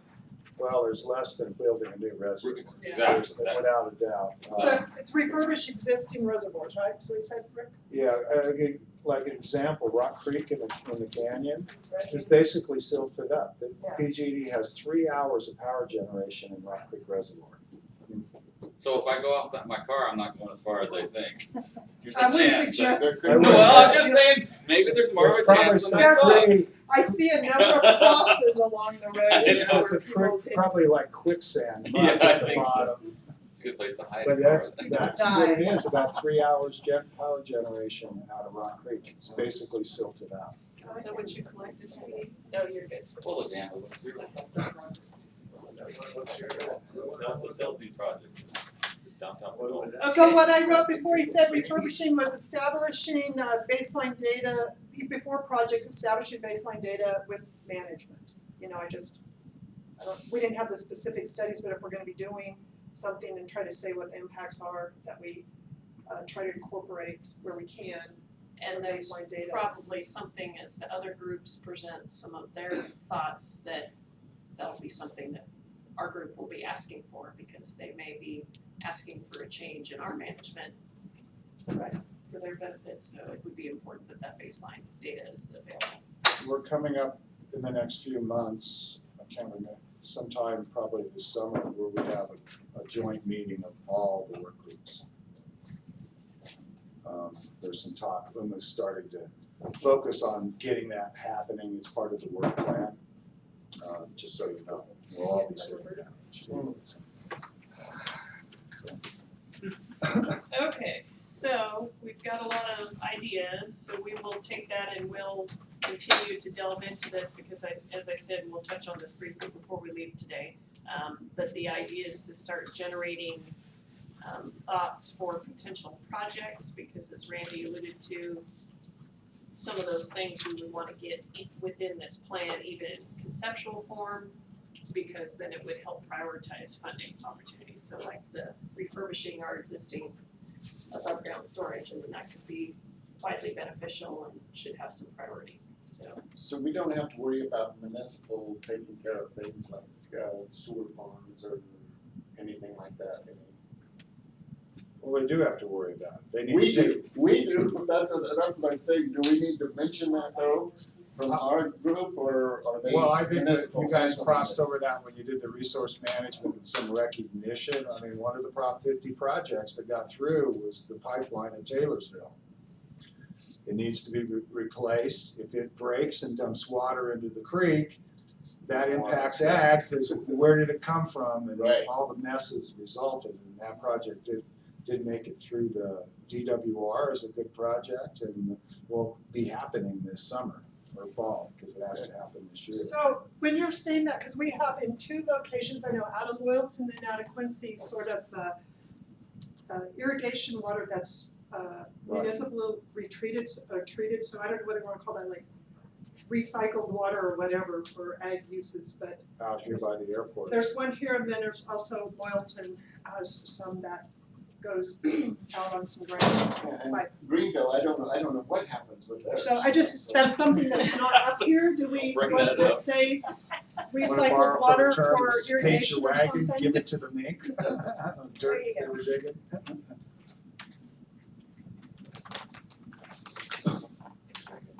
There is no actual recycle plant, but I know.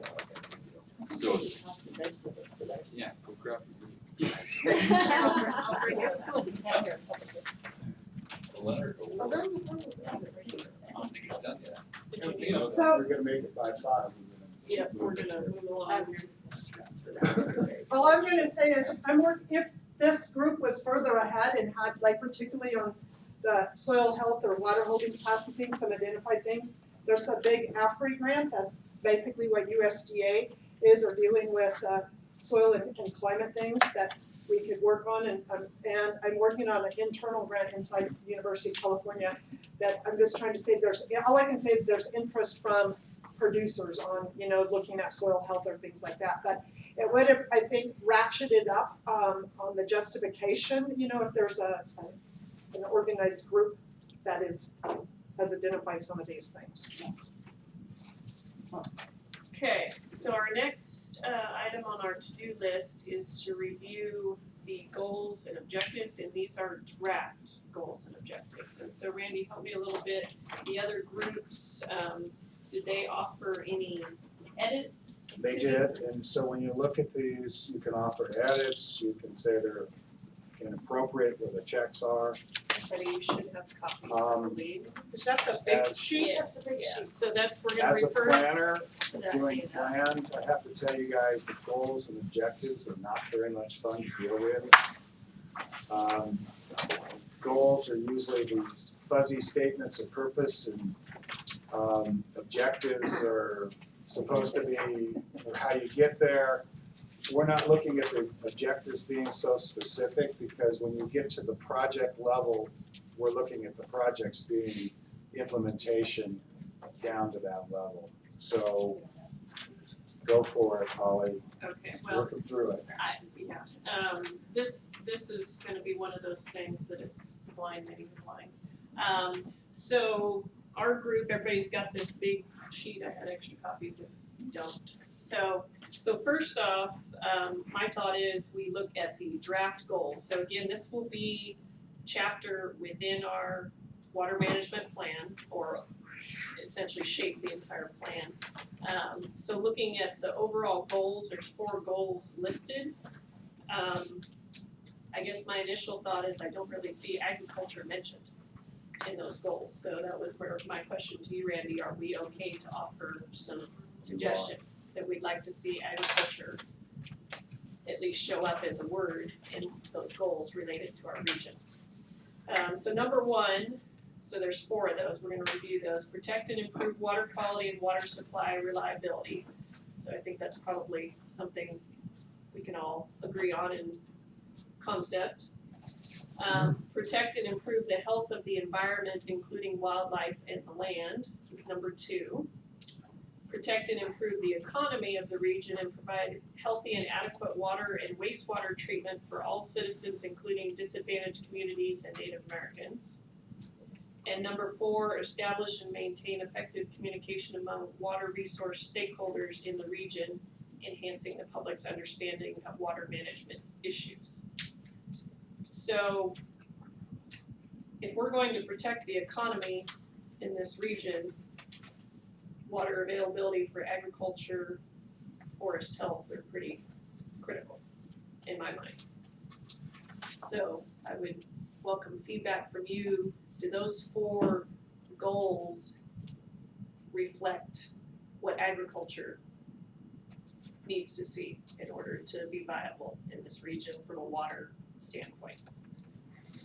How about acknowledging water rights that are the existing water rights? Okay, so And with that, understanding the decree and how it works.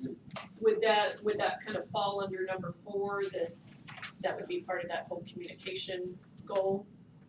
That could be an Would that be objective. Objective 17 possibly, Okay. enhance public awareness and understanding of water management issues and needs, Including water rights. historical water rights?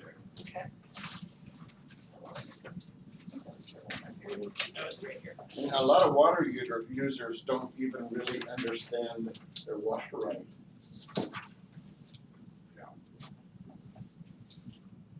By the way, the county appears to have a water right on Mill Creek, How far back? 1911. No, I superseded you in some process. Huh? You superseded twice. I've Have you been, been filing your reports? Maybe in violation. well, I called and I've got a threatening letter, you have it, I sent it to you, that if I don't do something with it, they're gonna fine us. We haven't done anything. We're still trying to figure out what's going on. When we called the state and I talked to the state, I went, well, how, we know it's being diverted out of Mill Creek into a ditch that was involved in a land division. And the ditch is capable of carrying 36 CFS. Part of it got put into a culvert as a result of that subdivision. And I think that culvert can pass 17 CFS at a foot deep or something like that. Other than that, we're still looking to see what it is. I've checked with records and facilities who apparently filed some reports at some point. When I asked how much water it was, the state couldn't give me an answer. That's scary. Because it's probably based on your use reports is kind of probably what it is, because that was probably a riparian. And they said it was, at one point, there was a report that was 1,907,000 gallons were used. I don't know what Now, the conversion is on that. I wanna go back into that, between the water rights that we have for our ranch and Russell Green's water rights, I know that that is more than the carrying capacity of that creek even as it is. That's And I think water the, rights. right, the water rights, yeah, there's too many, Yeah, there's too more many straws, allegations right, than than there is than actual the water, yeah. And always has been. That wouldn't surprise me. That's why it's prioritized. That wouldn't surprise me in California. And Quincy is, it's not decreed water in this area, is it? That's what I was saying. No. Only in, So, one in Indian Valley and there's one that covers most of Sierra Valley. But there's not like Long Valley, like the Cronbrook area, here, and you get into some of, the upper areas that feed into Sierra Valley. if I was a water right holder in those areas, I would be very nervous. Well, I'm looking at the county's water right, whatever it may be, and I asked facilities manager using it to water the parks. In other words, we probably haven't used it in a very long time. Right. So it's flowing down to those that are using it, like you and Russell. So there's more on that that'll be uncovered, but Yeah. I've got it, just so you know, it's there. The state doesn't really know what it is, but we should stay on task. I agree with you, that is scary though. It is scary. Having some sort of educational background in water rights, California system scares me a lot. Yeah. I like prior appropriation, first in time, first in use, and the administrative system that comes along with that, meaning there's an accuracy of knowing what it is, what your diversion points are, where you stand with everybody, where you'd stand on a feudal call. The California system is not good. Anyway, what we we need to get don't- on this task. Okay, can I add then, because one of the things that came out of last year, particularly the meetings we had here in Quincy, because we don't have to treat water areas, was that whole measuring, I think helping, land or just water users even getting effective measuring devices for stuff. Can I put that over there? Or do we have room? Do you want to just make it? As a project, Holly, for those areas? Yeah, I mean, partially it comes back to how are you supposed to be saying you're using less when you don't even know really what it is you're using? Kind of Or say you're supposed to use baseline. 20% less when you don't know. I mean, some people do know in those decreed areas and some of you maybe not so much. A lot of people didn't have the actual measuring devices, they had other methods of measuring, and when they did put them in, they found that they were entitled to a lot more water than they thought they were. So it was a plus for them to put in the devices. You seen the postcard in my office window? It's two ranchers standing by a little bitty ditch with shovels ready to fight. Sorry. Measuring device. It's a shovel. All right, we need to get through these goals at least today. Okay, so, let's just look at those 4 goals first. And so these are real broad in concept. And so is there anything that we need to edit in that? And again, from my personal perspective, I just didn't feel like from an economic standpoint in terms of ag being a driver in this region, that should be a little more prominent in the overall goals. We've got environmental interests, we've got municipal interests reflected in the language. But we don't really have timber or ag reflected in that language. And we have a work group, an entire work group devoted to ag, so. But I'm biased. So you don't have those whole working landscapes, because that's timber and ag and everything Yeah, else so in there. So that terminology would be good with me. and bring that priority a little more to the forefront of So our. where would you put that in? What if we added it to 2, Holly? Since we work with environment, what, do we put ag in there? Protect and improve the health of ag, We can do it there or 3. 3 gets pretty disadvantaged, broad that's most of because we Indian have Valley right there, isn't that you, Brian, is that, did you put in that I in said there? that's the sweetest county. these meetings are being Sorry. recorded, Rick. We could add in there, including, agricultural, disadvantaged communities and negative. So we I have, don't know that you do, I It mean, goes because, together. I mean, on the other side, you just think like what you talked about timber, because timber's really not mentioned here, so to me, working landscapes so do is we a- have a additional goal? Do we have a number 5? Protect and enhance working landscapes within the watershed, within the region.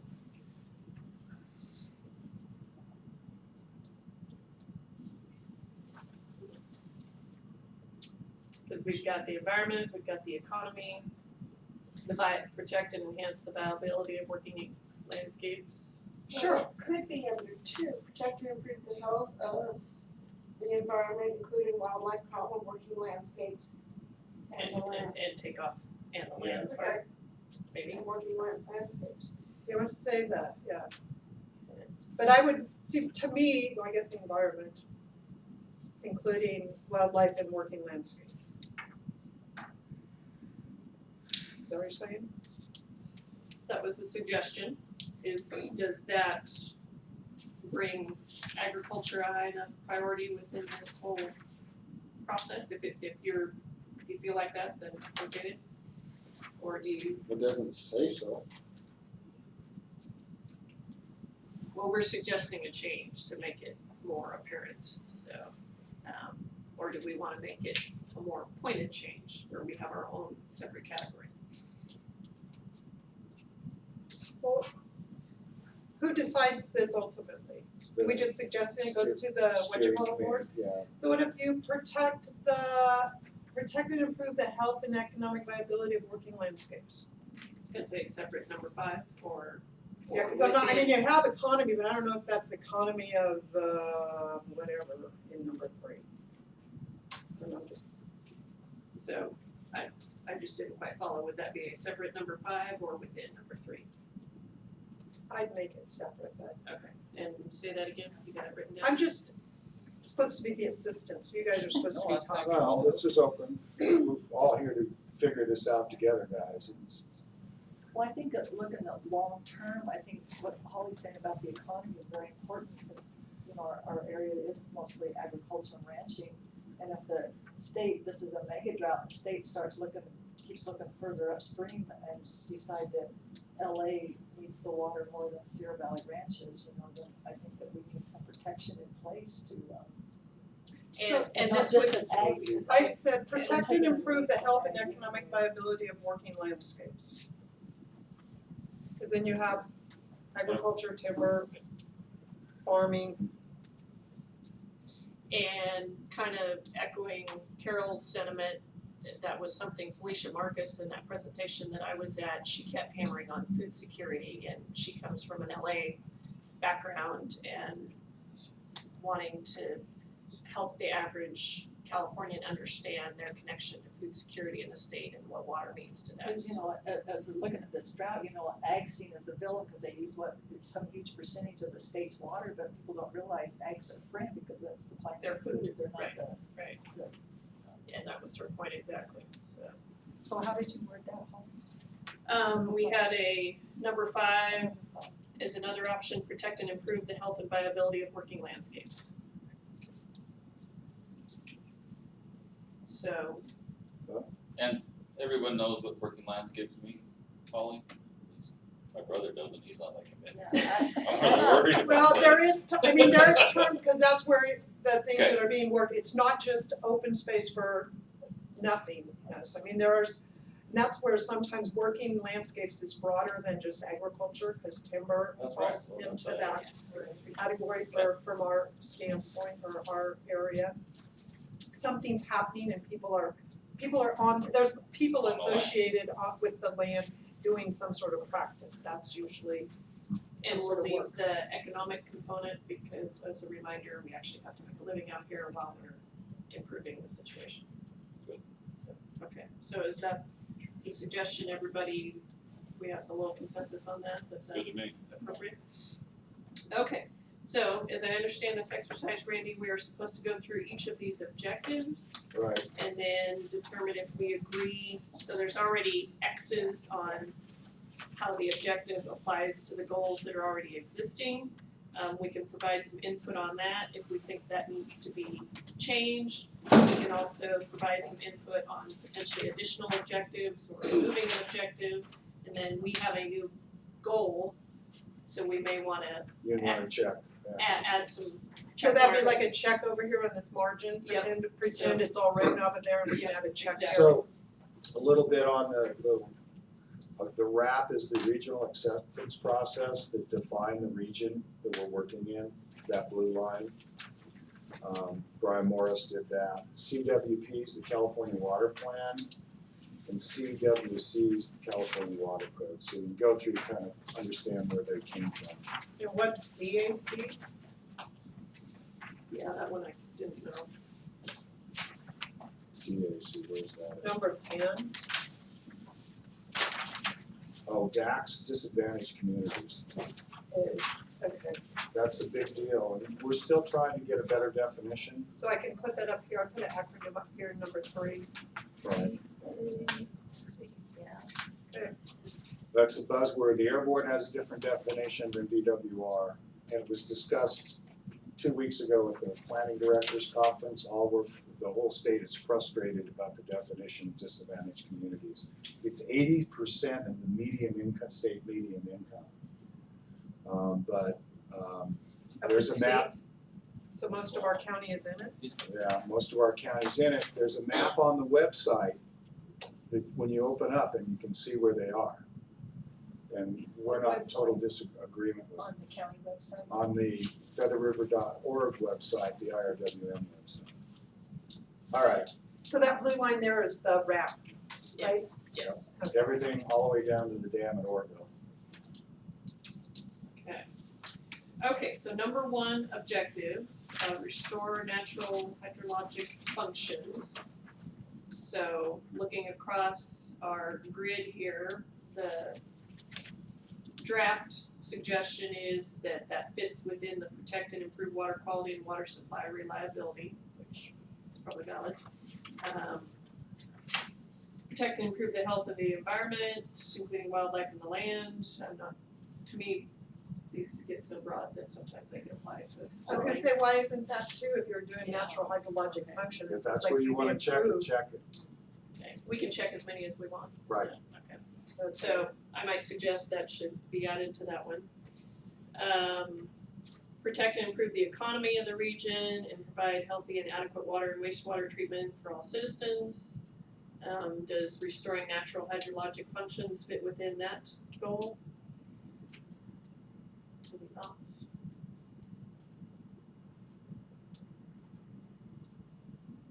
We can leave it alone since that was the potential suggestion. Does it fit? Can I ask just, why are we doing this? What are we supposed to be, what's the objective of this? The objective is, the goals and objectives are the driver in the plan, and we need to work through them. So as we start to prioritize these projects, we'll and have fit to, within that. they'll have to fit, that's why I wanted ag to be a potential goal, because we need to be important, and all these projects need to have importance. So, and then we tie them back to those resource management strategies, which were actual strategies to get some of these things Which done. were the things we did last time, and Yeah. that's that Yeah. 27 page or 27 Yes. number of things Yes. for You've 30 of been them. warned, this is not a fun exercise. And Randy, don't say that if you want them to come back. For the goals and objectives, this is not fun. I'm gonna admit it, so we gotta dig through it. So like I said, there's suggestions already here, but we've added a new goal category. So maybe what we do for the sake of our group is go down and look at the objectives, do they apply to our new goal that we established? That might be a good way for our group to approach this. So restoring natural hydrologic functions, do we need to include that within our protect and improve the health and economic viability of working landscapes? Should we be checking that? Yes, Okay, I think it needs to be checked in some of these other Well, goals too. well, we're on to number 2, because you were so efficient in answering that question, right? So number 2, reduce potential for catastrophic wildland fires in the region. So should we check that for protect and improve the health and economic viability of working landscapes? Because we're also looking at timber Yes. as a working landscape, so probably a yes on that one. I can't believe they didn't check that pretty much across the board here. Okay, Yeah. I mean, really. where do you wanna check? I mean, reduce potential catastrophic fire is gonna protect and improve our water quality and water supply, That's duh. our next It's gonna one. protect the economy and the individuals who live there. And the wildlife and the land. So I don't understand. Okay, I will tell you the background on the checks. Randy Wilson goes into his office early one morning and throws something down on paper and took its first shot. Okay, And there's no pride of ownership with it, but it is the way to get it going. I see, okay. so they could all be checks. With the effective communication, you would check it there too, Brian? Yeah. So you're saying all 4 Our, or all 5? Yes, because there's gonna be still some people, cause I was out on the Moonlight Fire tour, where there's some people who thought that that was a good thing, that we didn't need to be doing any fuels management, that was just nature needs to take its place. So yes, there needs to be communication with regard to that. okay. So across the board. Yep. For the first 2. Did we have it for the first one? I didn't necessarily have them all checked I for the did. first one. You did? Brian did. Okay, I'll Brian the wheel. Brian said, Yeah. Hey, he was my babysitter. Morris. Alright. Okay, balance the needs of forest health, habitat preservation, fuels reduction, forest fire prevention, and economic activity in the UPR region. So, is that really the UFR? that's what I'm wondering. Upper river. It's in the upper federal river. Okay, so would that fall under the goal of protecting and improving water quality and reliability? Yeah. Okay, I just don't understand why everything would be all in protect and improve water quality. Right. You can certainly go there. that'll make our job go quicker, if we do it that way. So we already have the second one, protect and improve the health of the environment, including wildlife checked, which I think we could agree with probably. Improving the economy, considering the region we're in, timber and forest health is pretty critical, so I would think that would be one to check. So maybe that either way is like, look and say they all should be checked, which ones shouldn't be checked? I mean, really, if these are quote the overriding goals of the plan, Oh, here comes our chairman. you know, and then the objectives I'm not sure. should be addressing most of those goals. Was the mental health commission still going? Wouldn't you think?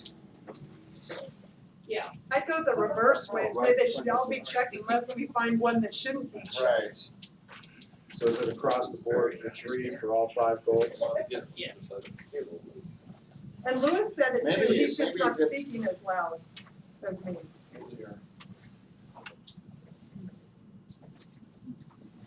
Okay, do we want to read through these? Each objective, not necessarily go through each box individually, but just we'll read through each objective and kind of do a quick, like we did before, quick agreement, yes applies, and then we can leave, defer if we need to. Okay, so number 4, build communication and collaboration among water resources stakeholders in the region. So again, that's probably gonna be pretty applicable to everything.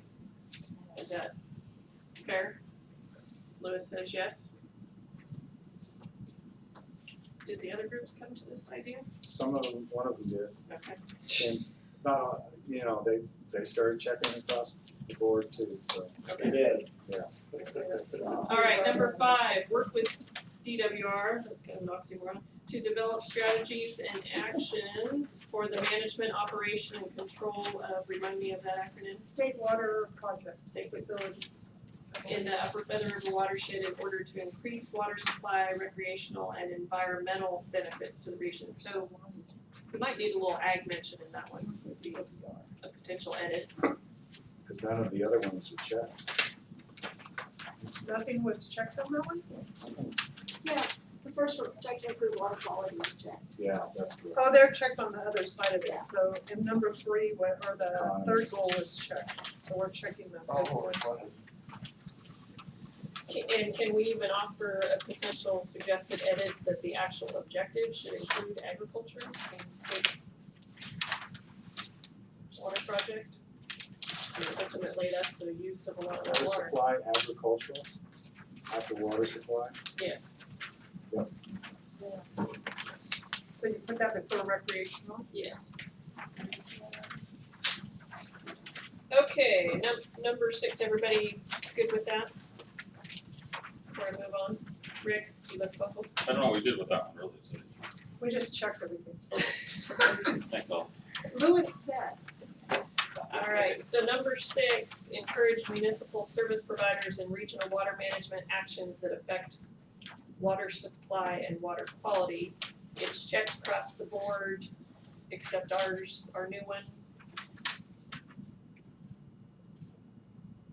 Well, it came up, Brian brought it up. That we need to be conscious of our, and I mean, there's even potential for Yeah, Reuse. recycling and Recycle. reusing that water, so, okay. Okay, number 7, continue to actively engage in FERC relicensing of hydroelectric facilities in the region. Probably not something you guys wanna play in, believe me. So ag, not so relevant to our group, and we probably don't need to worry about that. Everybody agree on that one? So Bucks Creek is in the beginnings of relicensing, and the licensings go for about 5 years. Poe will come on board later for water quality certification. Rock Creek and Crest are done. There might be some off the Middle Fork, but it really doesn't affect us that much. But, I'm Or not, the South Fork. I'm I sorry. agree with you on that, but just, I mean, I don't really care one way or the other, but don't they need to be talking with the water users, so isn't that communication thing? Establish, maintain effective communication among water resource stakeholders? Is that related to that or not? I don't care, we can go to the next Because one. their license doesn't really change, they just have to go through this renewal process that, Oh, it could change, yes. okay, so potentially Holly's suggestion is appropriate. Just, we'll check communication with, but not working landscapes. And then Russell, just to bring you up to speed, We have a new ag. column, it's protect and, just number 5, protect and improve the health and economic viability of working landscapes. So it's a goal. It is not written upon the board.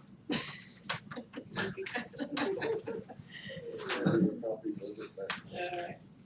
Okay, so number 8, The health and economic viability of working landscapes, because agriculture and timber weren't specifically mentioned in those four previous four ones, goals, so we wanted to. but like environment, wildlife, and DAPS were. Well, could you already clarify municipal service providers, what does that actually mean, or who is that? Well, there's a number of special districts that provide water. East Quincy, there's several up in the Almanar region, city of Portola, Okay, so which supplies each of the cities in that? cities or communities. The only city that's incorporated is Portola, so the rest of it's county.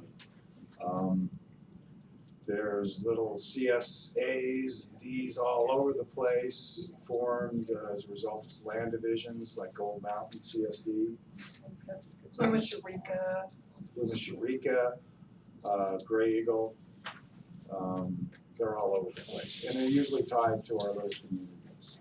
Well, just as I look at 8, we want to address the economic challenges of those, but what about the economic challenges of our agricultural water suppliers? Put that down as 18 as well. Oh, is it? Yeah. We could, that's one.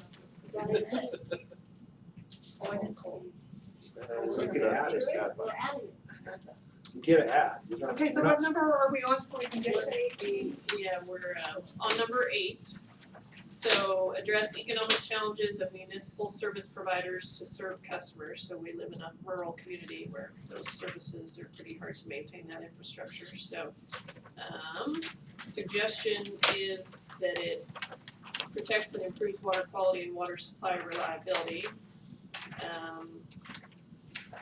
Probably not quite as relevant to the environmental category, so that's probably okay, but that's blank. Improving the economy and providing for disadvantaged communities, that's probably appropriate. Communication aspect is probably appropriate. Not ag, I mean, it does, if there's a failure, I guess it impacts ag, because then we're gonna have to deal with the problem. So would that be important to ag, to protect our working landscapes, to keep those systems viable? That's Lewis. So, checking ag, everybody okay with that? Okay, number 9, protect, restore, and enhance the quality of surface and groundwater resources for all beneficial uses consistent with the basin plan. Kind of see that across the board. And that's then where we can then amend the basin plan to be more accurate of one of our things here. So then that we can tie back our potential project to an existing objective. Address water resources and wastewater needs of disadvantaged communities. Probably appropriate, it's just the one checked box in that one goal. Does that seem appropriate to everybody? Seems like the first one should get checked too. Okay. Like I said, I think the first one should be checked on all. I guess it is at this point for us. Okay, number 11, coordinate management of recharge areas and protect groundwater resources. Is that an across the board one?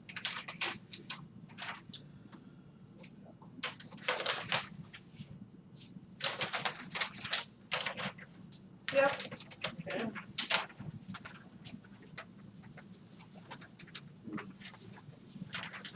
Alright, number 12, balance management of water resources for all users, including agriculture, municipal, and environmental resource needs. So we They're all just, checked, we just add ours. Yep.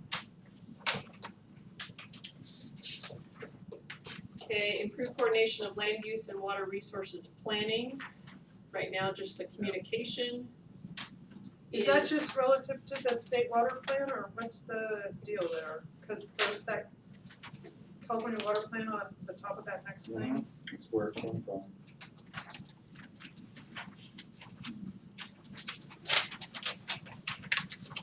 So do we see that having relevance to the other goals, or?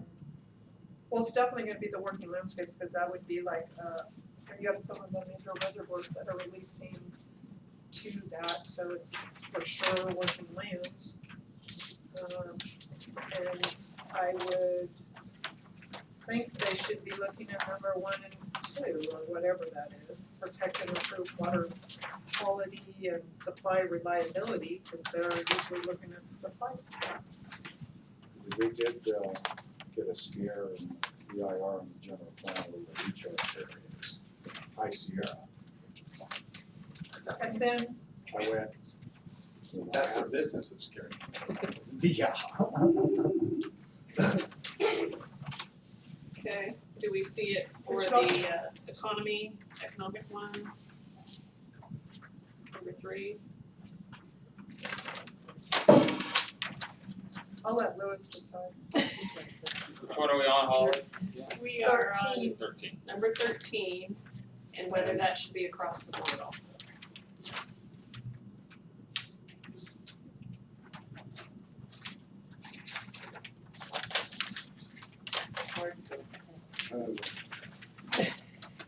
Don't worry, Brian, I feel the same. Well, yeah, that's where we're. You guys haven't even had a break and you've been at it for 2.5 hours. Starting to get blurry. So, we're almost there, Liz. We can take a 5-minute break if you'd like. No, let's just. Everybody will be charged. Good. Just let Russell finish it. Yeah. He got I'll really. check them all. You would. I think you should Russell. just say yes. Okay. The goals were developed on Russell's Yeah, I know. advice, by the way. And, Oh, we did. Oh. Michael Jackson's, told this, Take that food away from him, right? I know we worked better when. So we're on 14 now? It's already across, so we're just adding, everything across the board then. Right, health and environment isn't checked on 14 currently. But it should. Okay. I mean, it's gonna have to be, but you couldn't just take everything for ag and not think about the environment. Okay. Yeah. All right, so number 15, effectively address climate change adaptation and or mitigation in water resource management. Just add 5. At 5. Yeah. All right, improve efficiency and reliability of water supply and other water related infrastructure. That's going to be across the board as far as I can see. Okay, enhance public awareness and understanding of water management issues and needs. It really probably meets all the goals also. Okay, Number 18, address economic challenges of agriculture. okay. Agricultural water use, because it's a huge, So how does that fit with the goals? goals.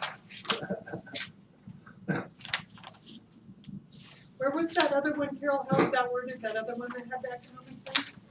It was up at number 8. Address economic challenges. So we just want basically the same thing but specific to ag. Specific. Or to working landscapes? Or timber in there? I'm just asking. Or is the timber, are the forest folks The gonna? goals, timber, working landscapes, this would be, agriculture to me is timber and. Yeah, so this is a specific objective, so I think it's gonna fall under all 5 goals too, so. It's just the only other 18 time, is- the only other time Yes. ag specifically mentioned in the objectives is when they want us to be more efficient. Yeah, Without exactly. addressing the economics of that. That's why I like the addition That was good. and the new goal. Okay. Good job, everybody. Now, do all the working groups have to have another meeting because we added a goal? No, that's what we have the steering committee for, is to sort it all out. I can't tell you that the fishing people just jumped all over it and said on goal number 2, including wildlife and fish. I put creatures, that's what I want. I did. And they were pretty upset that I hadn't written in fish. I think we just put all creatures. I have just one Large little and small. suggestion on this little matrix, that if we're gonna see it more. At the titles go. Titles on every each Humans. That's smaller. Yeah. And the titles come first. Now, how big of a piece of paper do we have to have? The goal, Because we've or added you can put this word. smaller print. You can, No, they could just change the column width and have that title go down a little bit more. Okay, so our last, we have 2 minor things to look at. We have a project solicitation form, and our only task with this is just to provide some recommendations to the management group because they're potentially approving that at their next meeting. So we just wanna take a look at it, and you should have Is that the 9-page one? It's the conceptual project information form is an abbreviated version, and then you've got that project solicitation. Here's a Yeah. What's the abbreviated one? Deal this first. I have no idea what to.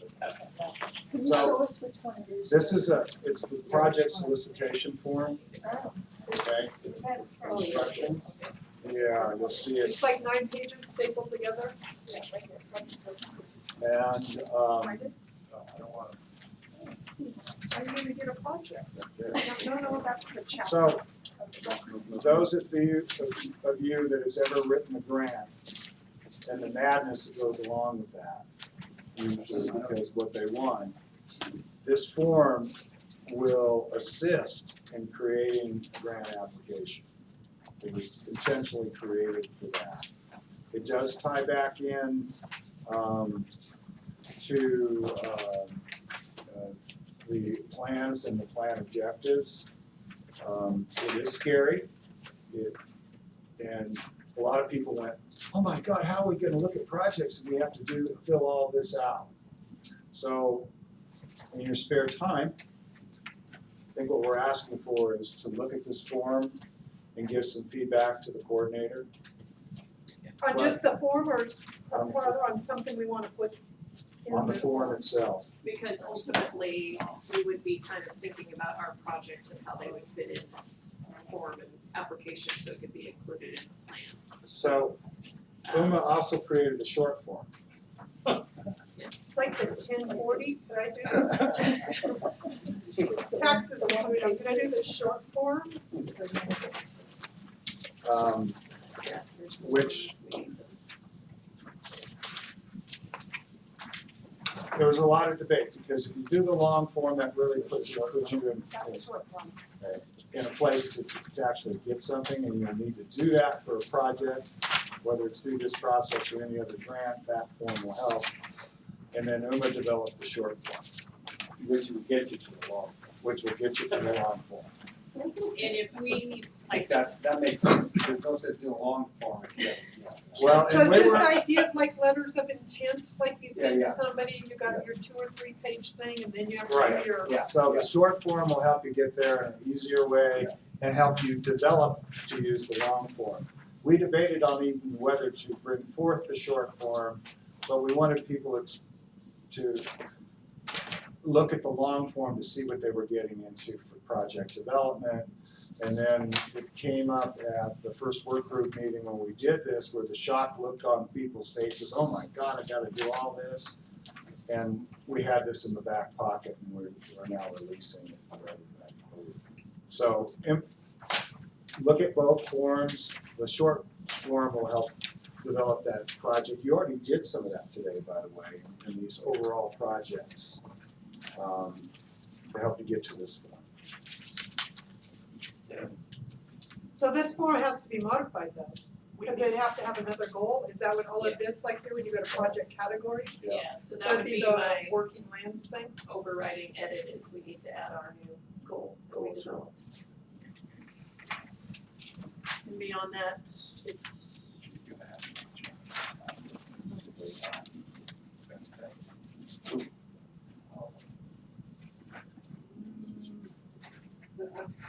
our government board's pretty good. If, you know, once the projects come along, I mean, and the money.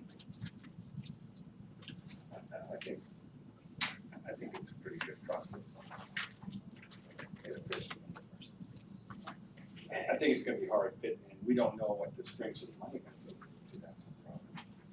and then Uma's, when I talked to her, when we were talking about these projects and concepts, so the short form would be a way for a lot of these ag projects that maybe we won't be able to put together that full application process within this session over the next year and a half, but we could definitely be looking at the short form to at least get those projects on the radar and have some priority within the plan.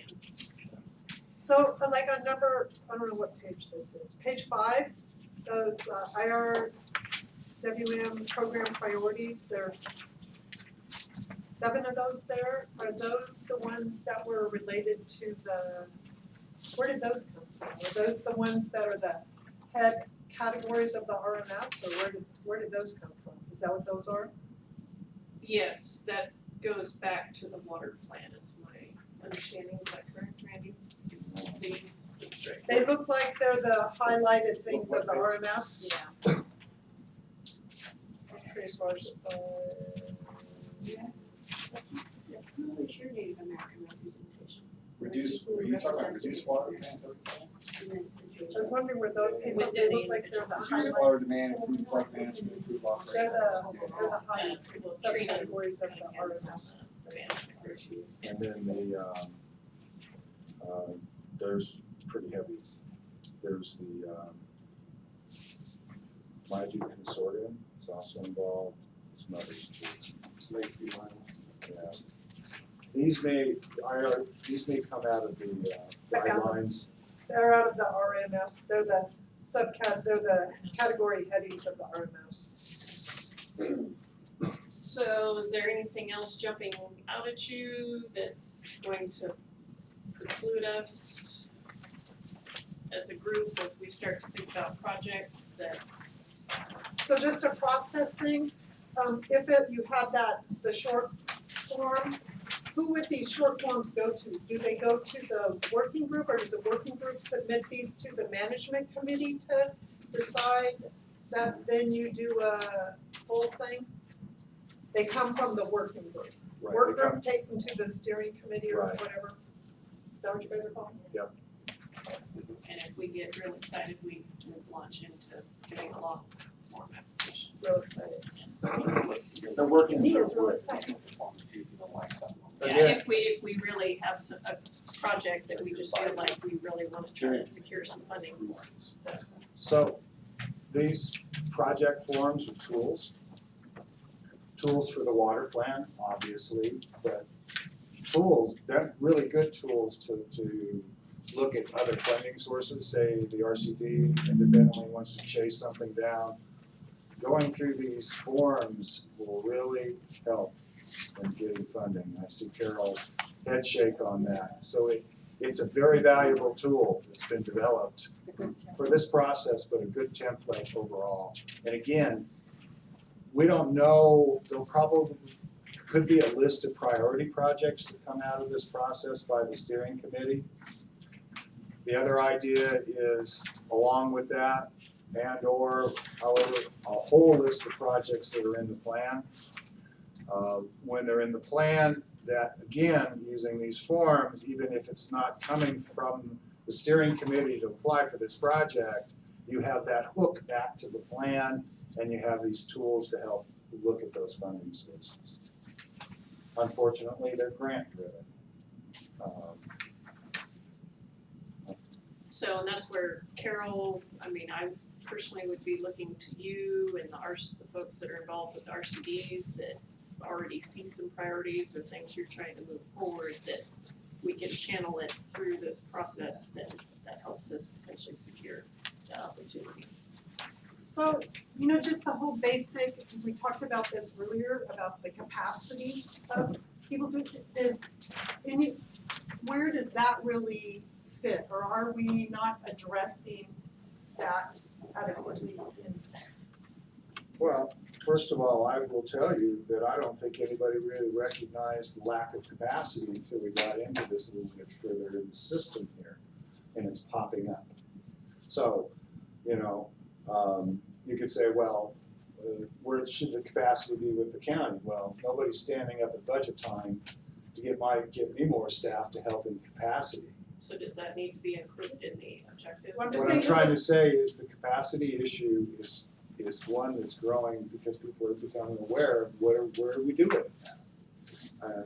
But what I'm saying is that we don't have it written down, because that's like why the RCD went to the board, it's why, a lot of things aren't happening or people are struggling, so is it something that, So, not that it means any more money, but it's a recognized thing if it's written down, just like how we just added working landscapes? I'm just asking.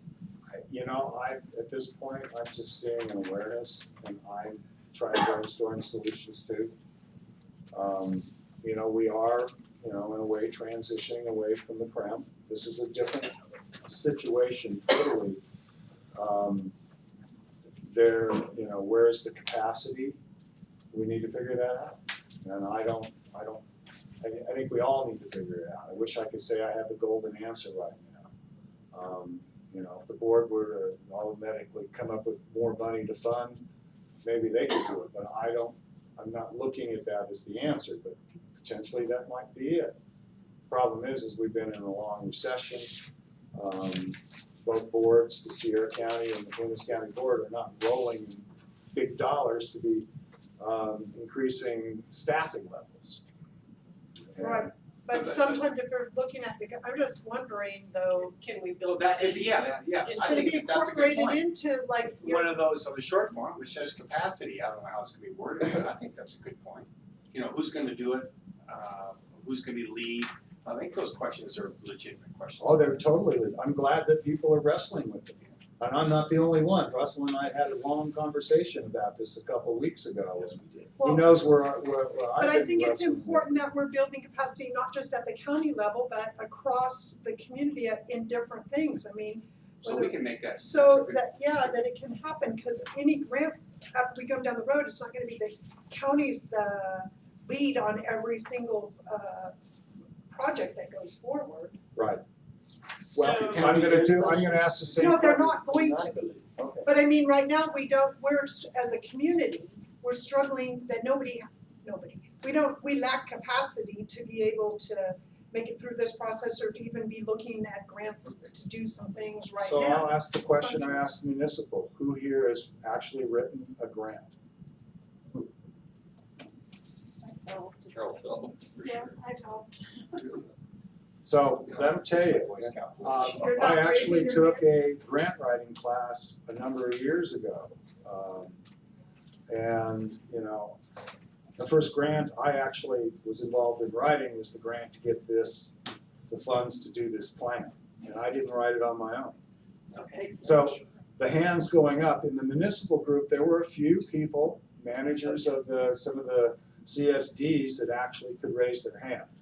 So they're recognizing it too. We've got municipal service providers that don't have the administrative capacity either. So it's not just one problem in one area, it's a big problem. so to help bring this to the forefront, can we add a number 19 to our objectives, work with counties/communities to make sure capacity exists for actual implementation? And that be added, and that's gonna be checked across the board.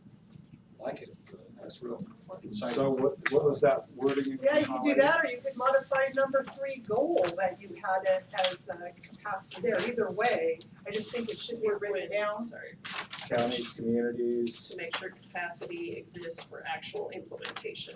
I say counties, communities, and groups. Okay, Yeah. that's good. Stakeholders, instead of groups. So Sounds nice. if the RCD puts forward a proposal and they have the capacity within the group to get that done, then that question is answered. But Yeah, so I guess part of me is on the flip side of that. We already kind of know we don't have that I think it should be a goal that we should be working. so you see it as a goal. Well, I'm so just that- wondering, or could we incorporate, where he says protect and improve the economy of the region, provide healthy, blah, blah. A lot of this is water or the environment. We're not talking about the people who are here in that environment, who are the ones who are managing the water and the people. But I'm open to either way you want to do it, so. But if it's a determinant, 6 is what you're saying? well, I'm just saying if it's number 19 and it means you have to demonstrate you have the capacity. Right now, we are eliminating a lot of the people because we don't have the capacity. But if we put it as a goal of our things to try to improve the capacity, Or work with the county community/groups to develop capacity yeah, something. I'm just saying if to we, make sure exists for actual implementation. I mean, all of this is fruitless if we don't have the capacity to make sure the right. projects get done. But we're also, I think, want to make sure that we're making ourselves available. We're recognize that we want to build capacity and not just exclude people, groups or entities that don't have capacity. So within that concept, does that mean as we apply for projects that there's an endowment as part of that to provide for the capacity and add the extra staff as needed? I mean, that's the way land trusts look at conservation easements, they have to build, an endowment has to be built into the funding request. Interesting. I don't know what the mechanism is at the moment. Well, at least we're talking, guys, we weren't about this before. And that's all I can say, is it's not just my problem anymore, as I've worried about it for a long time. Okay, so maybe As we'll- I've seen the RCDs establish themselves, reestablish themselves, and actually start to work. I've seen it in the groundwater district, that one's always concerned me. But I think you have a taxing capacity that you could do something about it. I don't know how the RCDs could fund. Are they a state agency, a federal agency? You can't raise taxes or fees, or how can you do, what do you, I don't know Well, what they've that. worked, there's different, I'm not really versed with all the different clever ways to RCD, but in other counties, they do different things. It's just like in some other places, some places have a portion of a mill tax that goes with that into the They vote have, on. they have different ways that they can get in people's pockets, and the county's in bed with them, and that kind of deal. They either add a tax to, or they get a percentage of something, or there's a fee involved or something. They have different ways of doing it, but I'm not saying they're all practical for us, but they are.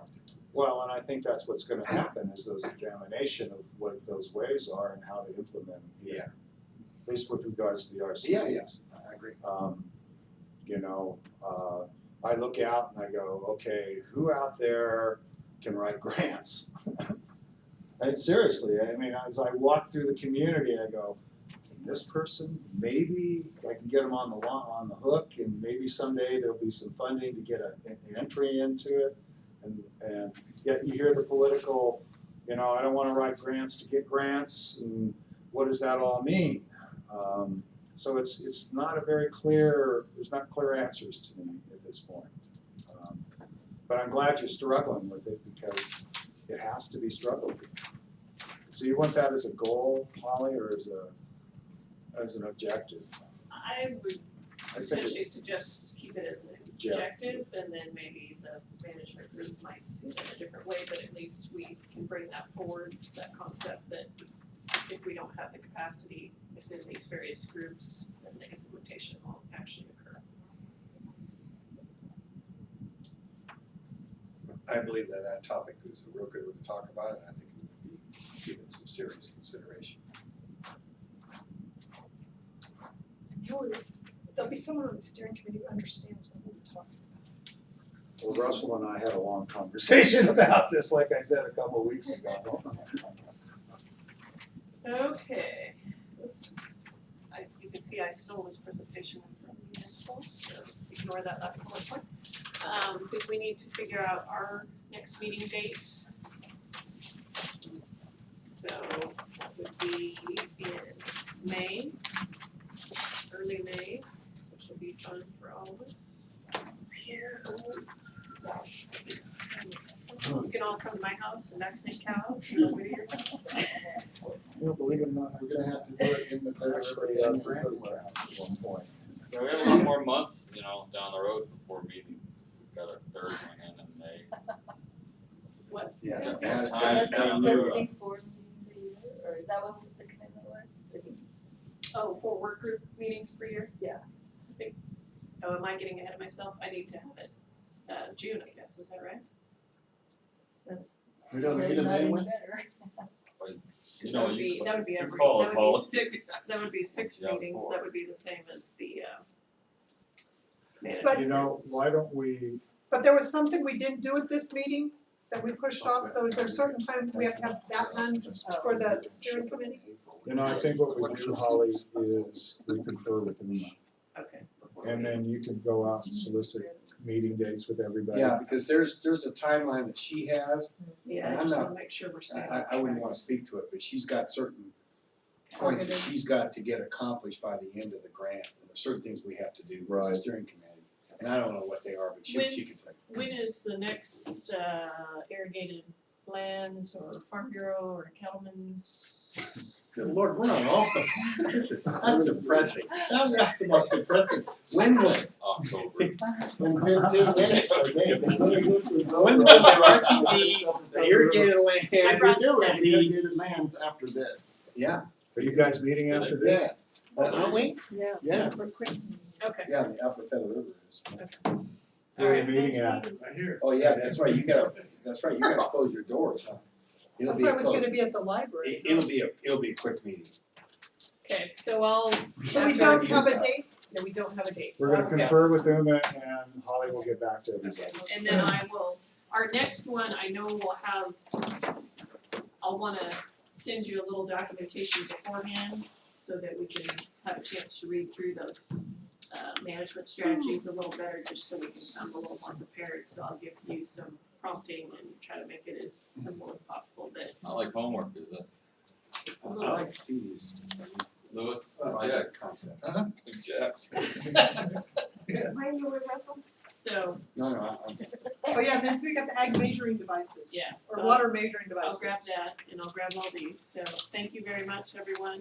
Help yourself to some snacks. Thank you for leading us through this. I'll leave a question, did you organize this and send me a copy of it? You'll get one eventually. What are you gonna do with it, Liz? Start a fire, What? start a fire. It's killing me. Did you make any of those meeting notes? Oh, yeah.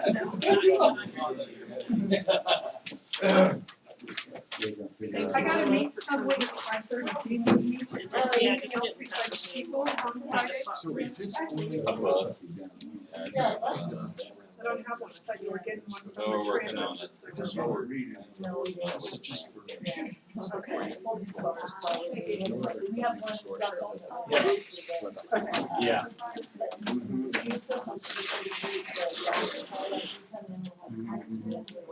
It's not reflecting, say we wanna do a big project and I brought actually some copies of just kind both of, left hands.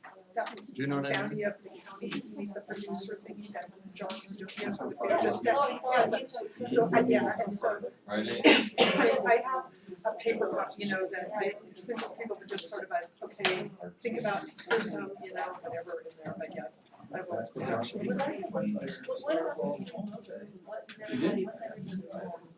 I just shared them with you, well, and they're not mine, cause they're more, the Surface, yeah, got it. general consensus has probably been one and three. And one also, but I like. So I yeah, got and some people would say, cause I $250. asked Cody, cause I discussed with people our age, Photoshop like three, and some of the younger people would be like five. And I liked the Irving one, yeah, I liked one when I first looked at it, oh, because I didn't know there was gonna be so many different things, I was like, oh, that's fun. And I liked three better, so I don't really know what the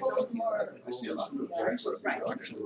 So, Elizabeth is famous, that's where they, cause I shared it more because that was one of the things that was talked about at one of those first last Sierra things. And there were subgroups about what people are doing, even though we're not having a lot of meetings, and so I was more sort of sharing, so you know, it's like, Roxanna talked about artisan made, this artisan made, and then Elizabeth said, okay, cause there's a couple of farmers guilds, they actually meet pretty regularly.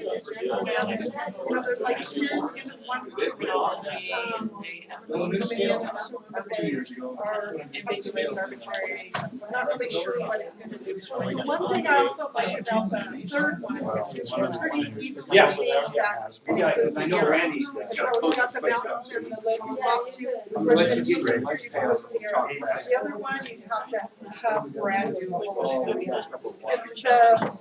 layout of Sierra County is kind of just square Well, with the visually appealing, you know, it's kind of like a rectangle. You know, Jordan's County like this.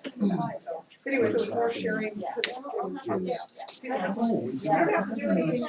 I was just curious. John, can you bring a copy of that,